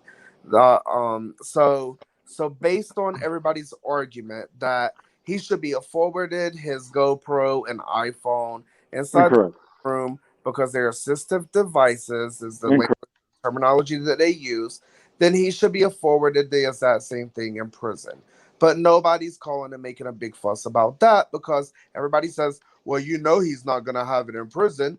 But then your whole point is invalid because you're saying that he's afforded these devices under the ADA as assistive devices. Well, if you're making that claim, then he's allowed to have them assisted devices wherever he is, including prison, because the ADA does not stop at the prison gate. Blind Justice just wants fucking clicks, views, and attention. The court made reasonable accommodation for him or attempted to make reasonable accommodation for him. And the judge blatantly told him, you can come in with these things, but you can't come in with a GoPro and an iPhone. Well, I'm assuming 11, but iPhone 11. And that's the problem that everybody fucking has is they're using this narrative that he's forwarded this under the ADA as assistive devices. Well, if that is in fact true, then he should be afforded the same devices while he's incarcerated. But nobody wants to call them out on that except for me. But when I do it, what happens? Oh, I get blocked. I'm a troll. All he needed to do was hand the phone to his attorney, and his attorney could have handled it. Hello? Are you there, We can Priceless? hear you. Yeah. Okay, right. so who was just speaking, by the way? It's a multiple panel. No. Who was just speaking? Who was Sasha Crane. Okay. NJ Diver. Hey, Okay. Kev, can I hop you in the backstage for a few minutes? Sure. All right, backstage. Oh, Kev's cool, man. Bye, All Kev. right. Okay, here we go. Okay, so Sasha, you there? Yeah, I'm here. Okay, so I do not agree with the GoPro. Okay, I totally do not agree with bringing in a GoPro to the courtroom. Scratch that. Now, do you know when hearing aids were invented? Okay. The first hearing aid, the hearing aid you put in your ear for deaf people. Do you know when it was? That was invented. That was invented at a bingo, and GoPros are good because No. these old ladies they cheated bingo, man. They cheated bingo. Listen, I just said GoPro was not cool. I don't understand why he wanted to bring a GoPro into the courtroom. But I'm asking you a question. When was? Oh, I thought it was a bingo. I thought it was a bingo, man. I'm sorry. So I guess the argument you're going to try to say is people are allowed with their hearing aids, so he uses his phone in such way that people would use a hearing aid, so he should be allowed his phone. Johnny D, my guy, thank you for the super chat. Sancho, I must jump down for a minute so you pull Kevin up. I will be back here in a bit. Great trade. Yeah, if you read the copy of the letter that went to his lawyer from the judge, because the judge is not allowed to communicate with a defendant directly, except, of course, in court, you'll see that the accommodations that the judge gave him were what he could give him under that state statute and the rules of the court for that state. Believe me, that judge was covering his ass every step of the way with both the administrative judge that's above him and with the ADA. Extra Good says it can suck my dick and eat my ass from the back. Good morning, everybody. What happened there? Who just hopped off? Gary just hopped off after eating ass. Of all people, Gary would hop off. I think he's like his like connection acted up. All right, the floor is yours, Priceless. Your thoughts on everything? Can you guys hear me? Like, I don't understand. I asked a couple of questions, but I didn't get any answers. I got rebuttals. What's your first question, and I will make sure somebody answers it. No, I'm speaking to Sasha because he was talking, so I'm questioning him now. All right, Sasha. I answered you. I said, I guess you're gonna say that his iPhone serves as vision, just like a hearing aid serves as to assist. Okay, so let me go back to the question I asked you. When were hearing aids invented? Okay, you said you couldn't answer me, so let's give a rough estimate. So let's say 1989, right? They were invented. Okay, it's 2020 now. So you're telling me if a person goes to prison, they're not allowed to have their hearing aids in prison? No, they can have their hearing aid. Okay. So why can't he have his assisted devices in prison? Because he was given reasonable accommodation. No. The question is, why is he not able to have his assisted devices in prison, just like a hearing aid as his assistant device? Because the ADA doesn't say you can have your Dude, iPhone. that's the problem. We're living in that's where he is right now. They're living in 1989 when it's 2020. That's when you guys are feeling. Excuse me. Are we allowed to have a camera? Is everybody allowed to take a camera? Their one at a time. Listen, we're not talking about GoPros here. We're talking about assisted devices, meaning his cell phone. Right, or the cell phone, but the devices he needed didn't need the cell phone to run them. I guarantee you that no judge and no court will ever let an inmate possess any type of recording device inside of In no court? What are you talking about? In no court? Said inmate. No, he said court. He said in no court. He said in no court. No, the problem is where he's at. They're not allowed to even have transcripts of the court. They're not allowed to have any devices whatsoever. No recordings, no audio, no nothing. It's a kangaroo court. It's a secret court. No, it's That's not. Only all right. Let's put this in the bud right now. Wait a minute. In California, they broadcasted live the courtroom. How are you telling me no? He doesn't. They live in California. Lives in 2020. You want to get Madison into it? Doesn't live in 2020. Really get into this? Jesus Christ, what's going on? He is afforded a bench trial in district court. If he gets found guilty, he can appeal it to the superior court. Once he gets to superior court, he can then get transcripts. When you appeal it and go to superior court, it's just like a trial never happened. But that's what I'm trying to tell you. That the court that he was at is not the same as every court in every other state. The courts are different from each. You're saying every court you can't bring. Laws are different in every single state. Doesn't make it right though. Yeah, but guess what? That's the way it is. That's the way. Like in some states, you can have your windows tinted as dark as you want them. In some states, you can't even have window tint on your windows. But that's the laws of that state. The laws of the state of North Carolina, where he lives, it's the chief judge's discretion whether they allow cell phones inside their courthouses. Why didn't anyone else complain about this before? You know, how many times people were going to court with sheep? You listen, didn't see. Am I talking now or what? Go ahead. Thank you. I'm just saying that, you know, if he gets to have a camera, then everybody else wants to have a camera. I have a bad memory, so should I be able to film it as well? I think you should. And right. So this is not an ADA problem. This is just a problem with not allowing to have a camera in. It's not about him being blind.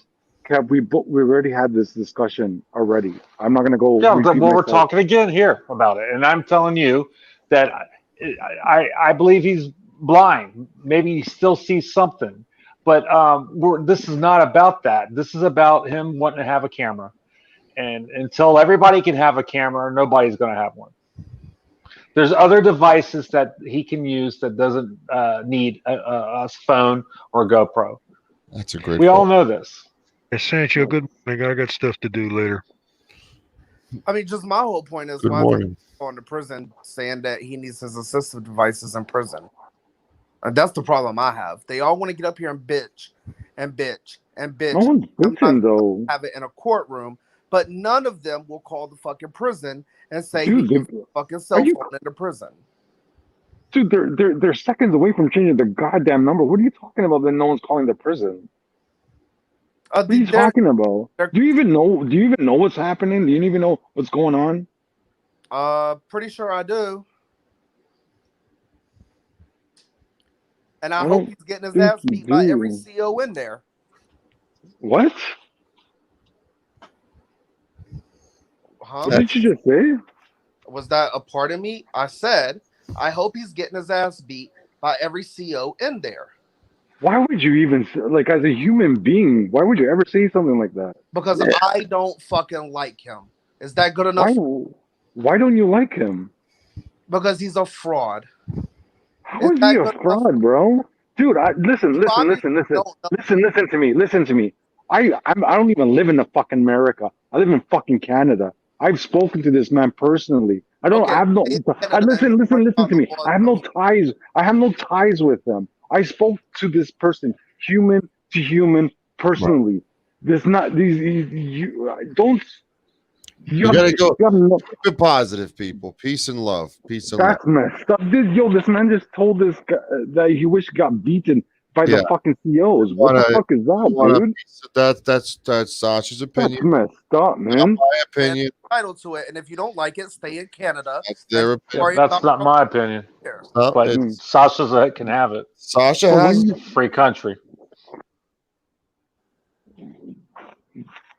I just feel like I just walked into the fucking Twilight Zone. You guys have no fucking compassion for human. Like, are you serious? Right, I don't have no compassion for frauds. Well, what did we do? I mean, why are you saying? We just said that. Yeah, we just said that we didn't agree with him. Yeah, or with Sasha. So why? So why are you saying this? You walked into a Twilight Zone. No, Sasha's comments makes me feel like I walked into the Twilight Zone. Right. It's just mind blowing. Kev does that to me every night. I understand what you're going through. Listen. Fraud or no fraud, don't ever fucking wish anything. Not even your worst enemy. What are you talking about, man? Right. It's I guess you opened the door you really weren't ready to open, didn't you? Because that door slapped you, slamming your face in it. Sasha's very passionate about this subject, Priceless. But for what reason? He doesn't even know the man. I don't know the man personally, but I spoke to him on a one-on-one conversation, like for an hour. Like this man is not. This man's legit. How do you know from a phone conversation that somebody's legit? I mean, I've talked to Kev on the phone. I don't know if he's legit. That's right. He sounds legit, but I don't know if he's legit. All right, I'm not gonna try to preach. But I mean, it's a good question. Fucking frog, jump. I'm right here. I don't care about you saying you gonna come beat me. I don't give a fuck. Come jump, nigga. Like, who would beat you? Fuck out of here. That's messed up, though, man. But why do you think? Why is your mind where it is at right now? I don't get it, man. Well, bird ran away. I think it's a yo. What has this man done to you, though? Like, I don't straight goods. Like, what's really good? Look, Bryce, let me explain something to you about me. Is I have my own opinions. I don't represent nobody. I'm entitled to my own opinions. If I don't fucking like somebody, I don't fucking like them. That's the end. If I don't like you, guess what? I don't care if you're on fucking fire and running towards a fucking gasoline pump. I don't give a fuck. I don't like him. He's a fraud. FRAUD. He's a fraud. You're not going to convince me otherwise. Explain how, though. You're not going to convince me otherwise. Not today, not tomorrow, not next year, not in the next fucking century. You're not going to convince me that he's not a fraud. So you might as well go ahead and stop crying about it because I'm not going to change. I ain't crying. You're the one that's getting all emotional. You better go find a titty and suck on it because I'm not going to pop mine out for you to suck it. Right. I know. Explain yourself, though. Where's your receipts? Where's the fraud? Explain yourself. Don't just be fucking talking shit, man. Explain yourself. You know, there's a good majority of people who don't believe blind justice, correct? And as I told Kev, you guys are walking into the finale of the movie. Go back in history, look at his channel before, and then you guys will have a greater understanding of who this man is. And this man has stated numerous times, yo, reach out to me. Come talk to me. I like the fact that you assume something with me because I was playing devil's advocate the other night. You assume now. And see, you just said to us that we're not supposed to do that. And you spoke to him for an hour and you know him. And I'm like, you come up assuming that people are not supporting him. I find that offensive. How are you saying that people are not? How are you saying people are supporting him when this man is just saying that he's getting beaten every night? What are you talking about? That's his opinion. I mean, you can't fault everybody else. It's like me getting in trouble for what Sasha says. That's stupid. I never called you out. I never called you out. We must be in a Twilight Zone. Exactly. You said Well, he you was said my afraid name. of Sasha. Sasha created the Twilight Zone, and Sasha has Sasha's opinions. Sasha isn't someone who holds back, passionate individual, great animal advocate, great human being, has opinions, is very opinionated. That's what happens in this country. Freedom of speech. Yo, I totally agree and understand that. But how you got love for animals but not a fellow human being? I don't Because I don't understand. like And yes, humans. I think I made that very clear earlier. I don't like human beings. okay, there you go. Thank you. There you go. But I will say that I will work on getting that panel going with a couple of these. I can't have 20 of them on, but No Name Audits is not going to go anywhere near me. That's for sure. But I'll definitely What have. happened to the 10 people on your show? You I don't have want. I don't want to do 10 people right now. I can't control 10. Okay. People. I can't. I took like a week and a half off, and I want to ease into it. So I like doing the standard version right now because I'm doing a lot of interviews as well. So I like having 9 people with me at 1 a.m. high. I can't handle that. I can't, and I got to be honest with myself. 5 people, 4 people, I have a little bit under control. Is there any way you can go a little bit earlier than 10 or 11 at night? Because it's on the East Coast. We're East Coast. Yeah, I'm gonna do a day stream this week. Or not even that. I'm talking about like you could do it 8 o'clock our time, 9 o'clock our time. I can work on it. Yeah, because I got to work now, so I can work on it. Yeah. I'm excited for you, Kevin. I think that you getting back after it's a great thing. I work on it. Yeah, it's just me and my 2 girls now, so it's going to be. I'm excited because we get to do what we want. I'll work on it. So yep, fire up the hot rod, take a cruise around the USA. That's right. So they're using this platform as a freedom of speech platform with the Roku, correct? That's why the Roku is such a big deal. Yeah, I guess that's the one that they could get onto. It's a subscription. Excuse me. It's like $3.99 per person a month. Who's the treasurer of this nonprofit? Don't know. It might be Road Nation because he's the one that was given the details. All right, I got to run. Sasha, thank you so much. I'll see you later.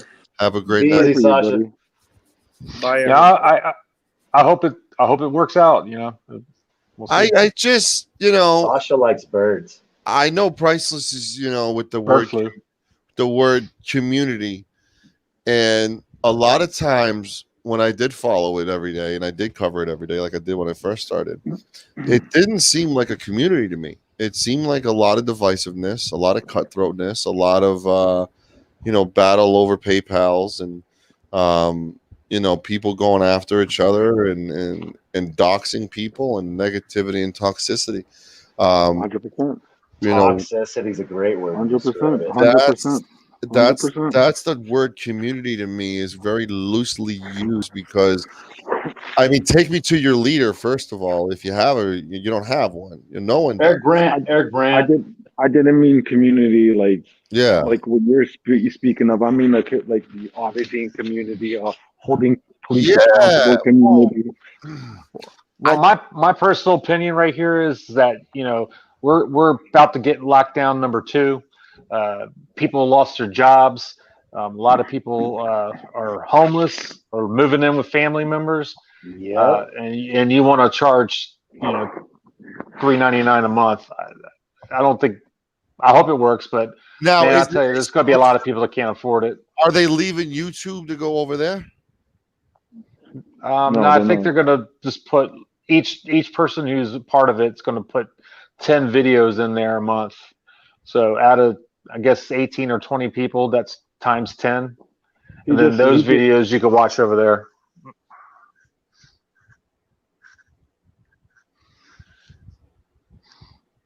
What do you think, Bird? Hey, Bird, I think it gets confusing. So, did they call you at all, Bird? No one wants to play with me, bro. Kev, they called No Name Audits over Liberty Bird. Yeah, I know, man. I think that's the bird is the word. Not anymore. He's not. He's dead. No, he's dead, dude. He's only a citizen slave. No name audits took his chair. All these people are coming to visit you. Yeah, that's funny. Yeah, it sounds like I believe. Oh, yeah, the Warwick Police Department Yeah, trying to Sancho don't know hold about that.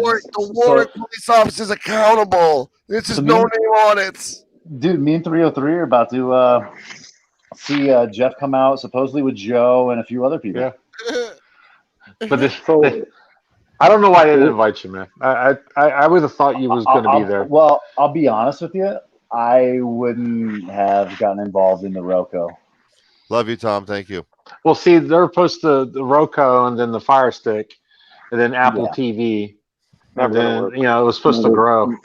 Right. I'm on some. Well, maybe it will, maybe it won't. But I'm on some. Never will. Good for them. But you know me, I'm on some low key. I just do it my way, the way I like to do it, non-monetized. Slap it around a little bit to make everybody entertained, and at the end of the day, me and 303 just do our own thing. Here's a prime example, Mr. Priceless. Tom Zebra's chilling out in our chat right now, talking to everybody. See how cool. I love Dude, Tom Zebra. I have mad respect for Tom Zebra. But did you see the interview earlier, Priceless? No, I didn't. Dude, you missed out, dude. It was great. So who do you like? Because I'm kind of like I swear like the vibes I'm getting, like, no disrespect, like I feel like I'm like on a cop show. Like this is a cop panel. I want to know who you guys support. I want to know. Have you ever seen one of my Priceless? Have you ever seen one of my videos? I want to know. I want to know from each one of you, who do you guys truly support in the quotations community? I'm against bad cops. I think we need to shine a bright light on bad cops. I think we need to bring the good cops in, work with the good cops. I think there's bad auditors out there that need to be shut down and exposed because they're frauds. And Name two of them: Josh Abrams in Auditing America, Glenn Serio, No Name Audits. I can name you 3, 4. I mean, no. I agree with the ones that you just said. Anybody with a PayPal donations and don't show the receipts if asked or pressured. One's in North Carolina. Who do you support? Who do I support? I love Laura Shark, Tom Zebra, M. Against Press, Johnny 5-0. I like Liberty Bird. I like DPN. I like M Star Media. I like a bunch of ones, but they got. So we do have some. I'm in total agreement on the cons in the community and the pros that you just mentioned. So we have some type of mutual understanding. Look at the people who've been on my channel. Have you done research on me yet? No, I have not. You got to do research on me, man. I'm just a comic relief guy, and I don't like bad people, and I get tired of seeing, people. I get behind some of the movement, and I hate some of the time that it's mostly about clicks and views for some of these people. Here's what Kev becoming famous. Kev is well known as a fluffer. So when Bird needs to be fluffed, we send them both backstage for a couple of minutes. Kev's fluffing Liberty Bird right now. So what happens is we bring him back up. Bird's fresh as a button. And, I'm all ruffled. And Kev's a contributor as usual, team player. That's right. And that's what we do here. But I'm dead too. I do body cam breakdowns. I interview porn stars, trivia games, bounty hunters. I do it all, man. I don't just focus on the 1A. So what's your YouTube name? El Sancho. That's where you are right now. Yep. Okay. El Sancho. My two beagles. You weren't supposed to tell people that. My two beagles is always self-snitching. I'm a whiskey runner. Stop snitching. So how long have you had your just lost them? Did he leave? What happened? He probably wasn't very impressed. How did he get here if he didn't know where he was? He's from the future. I'm so confused about that. Well, I'll be honest with you, Sancho. Your channel has a weird habit of bringing in degenerates, alcoholics, and people that just don't know how the fuck they got there. I like that guy. I was just confused about how he got here. His content looks like other people's content. Just saying my opinion. It is. That's what it is. His I like it is? Everybody else's. Yeah, and he has permission to use mine. I should do that. Yeah, you should I build. got 90. I got 90 subs. Yeah. And during Kevin, Jeff's show last Kevin, night, I if you was. want, I'll send you some bird footage that I haven't released. Was that it you could something just I said? Yeah, post. I'll do that. I'll do that. Yeah, All yes, right. Sancho. It was stuff that you were saying turned him off, and he was like, "I don't like this guy anymore. See ya." Well, see, that's the problem with this guy. Me and him have been talking back and forth a while now, and if you disagree with him, he's like, "Oh my God, well, why do you say that?" You know, I was like, "That's my opinion." I don't have to agree with him everything.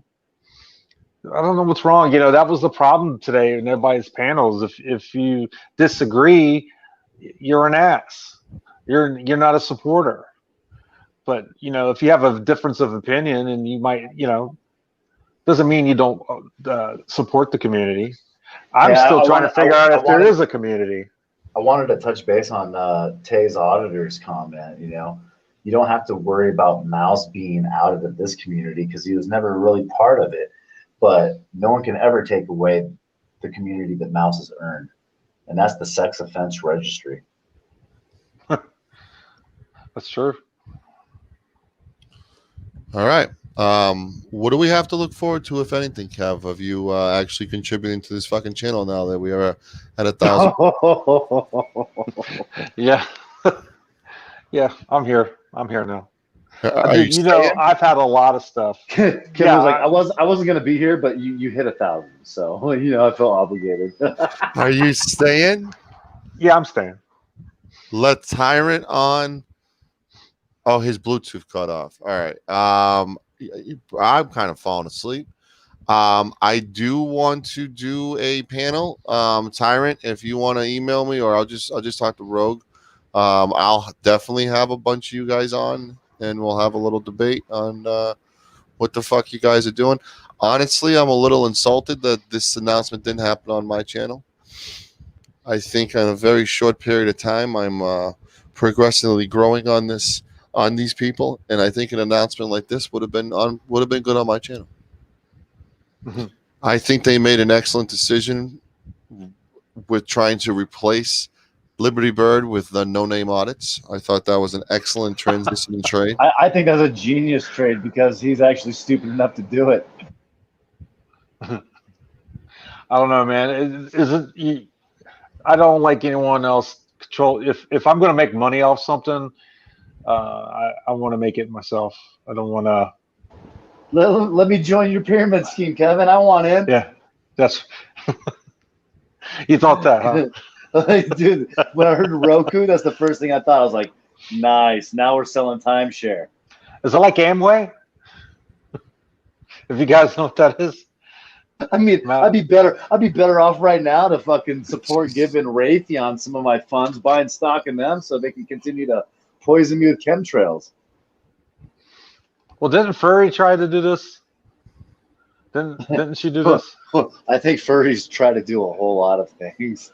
I don't know how many of them work out, but yeah, just throwing it out there. I don't think furry cares which thing he tries to do or she tries to do, but yeah, it works. Gotta love furries' approach. And they were talking mad shit about NJ, and they said bring them up and let them talk for like 4 seconds and drop them down. And Joe Cool tried to didn't care for that, but that's what's going to happen now when you go to the channel now, and it's all going to be one-sided, and you're not going to be able to have a voice when they're on Roku because there's no communication over there. You're just watching television. So. All right. So I'll work on doing this debate priceless. I just got confirmation from Tyrant Slayer. We'll do it within the next 48 hours. I just got to get with Rogue and get with Tyrant and see what's going on. I appreciate that. I'm not going to judge this yet. I'm skeptical. Anything new you're skeptical of? Anything that's labeled a community, I'm skeptical of because I just don't feel like there's that union as much as there needs to be. I think when you have 20 people going for funds, will it challenge everyone to make more money? Probably. Is there a pay scale on who makes more money or what? I mean, these are a lot of questions that I have on this. I totally agree with you, man. I 100% agree with you. Are you I've never not for this? For what? Are you for them joining forces and having a channel? That's a trick question. The manner and method they are doing. And first off, Kev, I have no issues with you, man. I respect you. Sure, I understand that. We debate. That doesn't mean I don't like you. Yeah, no. I have total respect for you. I like debating with you. I don't have anything. Appreciate it. No, I feel the same. I want the quotation community. There has to be a game plan. There has to be something in place where I'm talking about vetted auditors, the good ones you mentioned, the pros, like the you know what I mean. They have to have a backup plan. The method he's talking about, which I'm going to talk to him about, is never going to work, and I'm going to console him. Try to Here's a little educate sneak him. preview. 5-minute countdown, Tyrant. 5-minute countdown till I go to bed. I've been on for 3.5 hours. My interview was like 3 hours ago, 2 hours ago. You're high. Well, I appreciate it. I'll keep an eye on the time. So let's kind of give a little synopsis on. You got it. How did you get involved in the first place in this? I was invited. I had been talking in the community about doing something very independently that I had titled the ACSU, which was going to be the American Citizen Surveyors United. And I'm essentially going to build a giant server for my closet, host the domain and all sorts of stuff, and just give the community a free place to kind of secure their content without having to deal with censorship from YouTube. A way for them to generate revenue outside of YouTube and possibly grow with an audience that they can't reach because of the algorithm of YouTube and Google and things of that nature. It was basically a motivation that developed as a result of my problems with YouTube. But aside from that, they liked hearing what I was saying, and I was approached privately maybe a couple 2-3 weeks after that, and things were, I was asked to keep things under wraps until things were really ironed out, meaning the status of the 501c3 was within our grasp.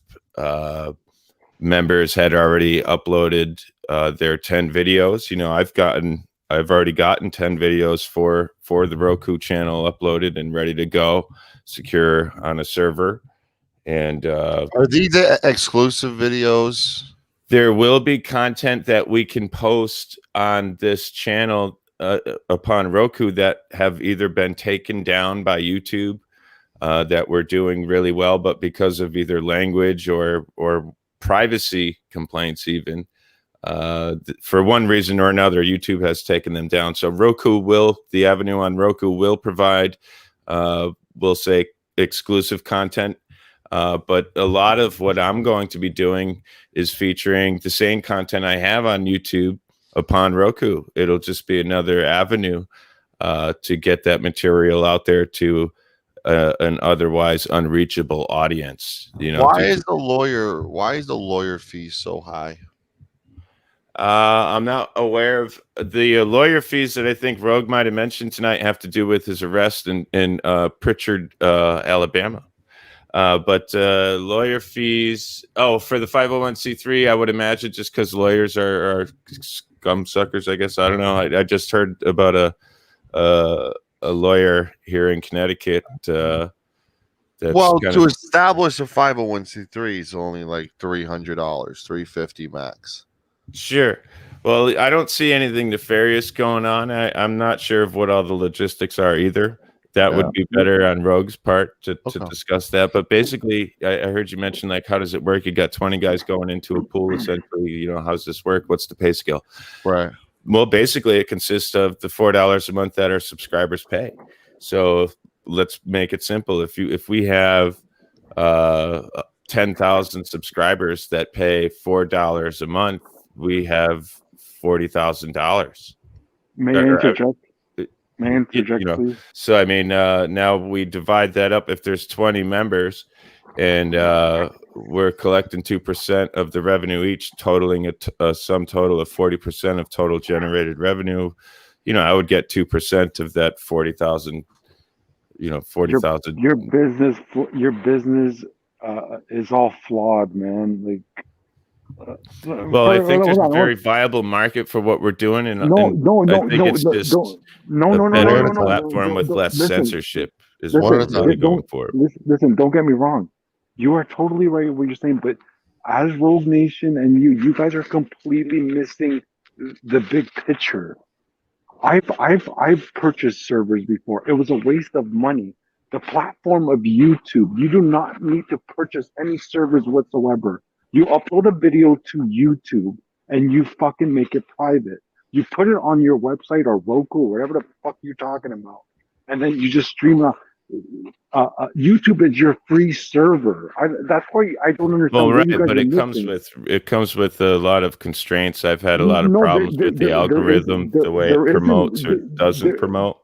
You're missing the point. There's no promoting anything. There's nothing on YouTube. It's a there is a lot of the success of big channels that make some serious money. Like, I'm not going to brag about what I made, but I'll tell you right now, I made a very substantial sum of money using YouTube in the last 4 or 5 months. You're not hearing me though. That success isn't any sort of magic secret. It's just the way it was, the way the algorithm was keying in on my stuff and promoting it. It was putting it on the point. You're missing the point. YouTube is just your server. Think of it like that. Yes, I know. You're paying for a server, only right? as helpful as you're paying for a server. How much you paying for your server? Apparatus that it's how many bandwidth you have on your server? You're missing the So, like, I've had the algorithm. What's your bandwidth on your server? What's your bandwidth on your server? I haven't built the server yet, but one of the ideas I was talking about that made the group interested in me was along the lines of what they're doing on Roku. So they invited me to join them, and rather than streamlining my idea with the That's the thing. You guys are. Can I ask the question, please? You guys are clueless. You guys have no idea what the fuck you're doing. Well, you're being mean. You talk about us being mean. Yeah, you're being mean right now yourself. But it's like you guys are talking like you guys know what you're talking about. You guys have no idea what you're talking about. You just called a nice man mean. He's a nice man over here. It's a nice family man over here, and you just called him stupid. Well, I want to. Let me ask my question real quick. With the market. With the market it is today, way people don't have jobs or anything, is this a good time to be doing this with, trying to charge $3.99 to people that might not be able to help you, and then this doesn't work? Is the market right for you think, when it comes to that? Really, there's really no risk involved for me. All of my content that I'm featuring for ANN, Activism News Network, is or Activism News Now, whatever. I think it's activismnewsnetwork.com. ANN on Roku. All of that content is already on YouTube, and it's always going to be the same. So whether I generate a successful stream of revenue, a second stream, is really here nor there. I can do without the extra success I'm doing so well with YouTube. So, but what I'm doing is, I wish you guys luck. Yeah, I'm just helping the community as a whole, because I do a lot of educational stuff too. Like, some of my videos are boring. I interviewed Erin Marie Olszewski, that Elmhurst Hospital nurse, the epicenter nurse. Wow. That premiered earlier today. I don't know if you folks missed it, but you should check that out. It's pretty. Yeah, I'm gonna look at it. Pretty wild stuff, guys. I'm going to Roku. Now the other guys, they have content like Joe Cool. He has had videos removed. Roku is going to be a place where he doesn't have to worry about censorship. It's all of his YouTube stuff plus what YouTube. There is no censorship if your fucking video is private. What are you talking about? When your video is private on YouTube, you don't make any money. with it really. And it's still gonna get copyright Monetization and everything like that is a totally different ball game when you're monetized. Things are a lot different. Are Unfortunately. you going to be able to leave comments over there, or is it just going to be like watching TV? I think we're gonna have a really nice domain, where we're gonna have an active forum. We're gonna have, case law available to viewers. Like we're gonna help get people organized and involved, and it doesn't cost money to learn. It doesn't cost money to watch us on YouTube and then be intrigued to check out what we're doing on Roku. Who do you know is involved in this? There's quite a few of us. There's 20 of us. Off the top of my head, I know it's Joe Cool, Captain Awesome, Wrights Crispy, Disorderly Product News, myself, Big Nick, Jeff? South Florida. Right. There's Jeff a bunch. is I'll here. get back to you when we get together. I have a list. I have a list in my email. So far, so good. Like those names you listed so far were good. Yeah, we got some powerhouse people that are really, I think. I like Wrights. I like Captain. I like, I mean, I like them. Wrights is, we didn't get off on the right start, me and him. I crank called him. Shane Coyle did, actually. It's on Is there a reason there's no women? Yeah, it's funny. Somebody had asked that earlier. I think that's just such an odd question to ask. My wife is an auditor. We're going out live. She's absolutely going to be a part of the game. But she's not ready yet. CFW is not a part of this group? There are some women in the midst. There was no sort of thing like this is not going to be, there was no conscious awareness of whether there's women or not. It's just kind of how the cookies why don't we have a little Q&A dais in the next 48 hours, and then let's bring some auditor cop watches up and see if you can recruit them. Well, yeah, that's a fantastic idea. Is this going to be like the NWO where there's like 60 fucking people in it? Oh yeah, all joining together. Well, I know that I think Cap is limiting the growth to this right now to 20 members, but I can still do my ACSU operation. See, you guys fucked up. You didn't invite me early. Now I don't even want to join. But I know we're supposed to have 40 ultimately. So here's my question: we got to set our aims low. We're not going to shoot for the stars. We want to let it grow and see how. Here's well my. we go. You have this top 20. You're not a star. How the flying fuck did no name audits meet that crack? Like that list. Well, that's. I'm not sure, man. That stuff's beyond me. I don't really. I don't know the community nearly as well as you guys know each other or the community at large. I'm still new here. I'm only 5 months old. No name audits. Hold on. No. Do not tell me News New England's in this list, in this group. No. I'm aware of that part of the community. Is he in the group? No. There's nobody like that in there that I'm aware of. Is Omaha in the group? No. News Now Houston? No. Anyone controversial? Patty? No, none of that crew. I know where you guys are. Yeah, none of that. Nobody in there that I know of like that. It seems like everyone's been on the show. But we were curious because you got Joe Cool, so we figured the rest of them would be joining. Well, Joe Cool's he does a lot of good work out there in Chicago. I just don't get why no name audits. I don't get no name audits. I'm blown away by that. It's like Virgil when he joined the NWO. It made no sense. It's like, what are you doing? You're Virgil. Like, what are you doing in the NWO? Like, I think it'll be good for the community as a whole. It doesn't really. There's no real risk involved. Should I take my talents to Roku too? I mean, what are we doing here? Well, we should do a podcast and do like Howard Stern show. I think that would be great. You should do something every morning, and like for people driving to work, or maybe in on the afternoon hours when people are driving home from work. Hey, you great in rush hour. You fuckers didn't try to recruit me. This would be a great time for us to like use Roku to do things like Al-Anon meetings and stuff like that. Fuck it, guys. I think it'll be successful, and I mean, I don't know why. I mean, I wish everybody the best. I'm not going to wish for a failure. It's not anything like I heard what Furry was trying to do. You know, it's the idea is there, but the organization is much. You know who would do really well on Roku? No Name. Yes. Yes. You can have nudity on that. I don't see why not. You're paying $3.99 for a private membership. Can you have like? Can I be the naked auditor then? Shower shows with Sancho.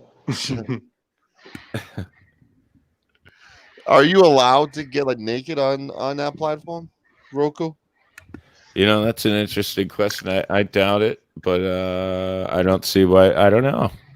You know, if you're paying a private if you can swear and shit, then I'm sure you can have some sort of nudity or smoking or whatever. I'm sure. This is like HBO. There you go. All the above. There you all go. The above. Sign up for. Can you say your own price? Might be like $10.99. That's all you stand up audits and just do 20-minute comedy bits. That's all you, Kev. Yeah, we should. I'm telling you, we should do a show. I'm not getting in trouble. I ain't doing any of that shit, man. I'm good. I was throwing you under the bus to do it. You know, you do it, not me. I ain't getting naked. Kevin's like, let me show you. Who's telling me that you don't get censored if you set the video to private? Who's that? That was priceless. He's got 75,000 subs. Christ.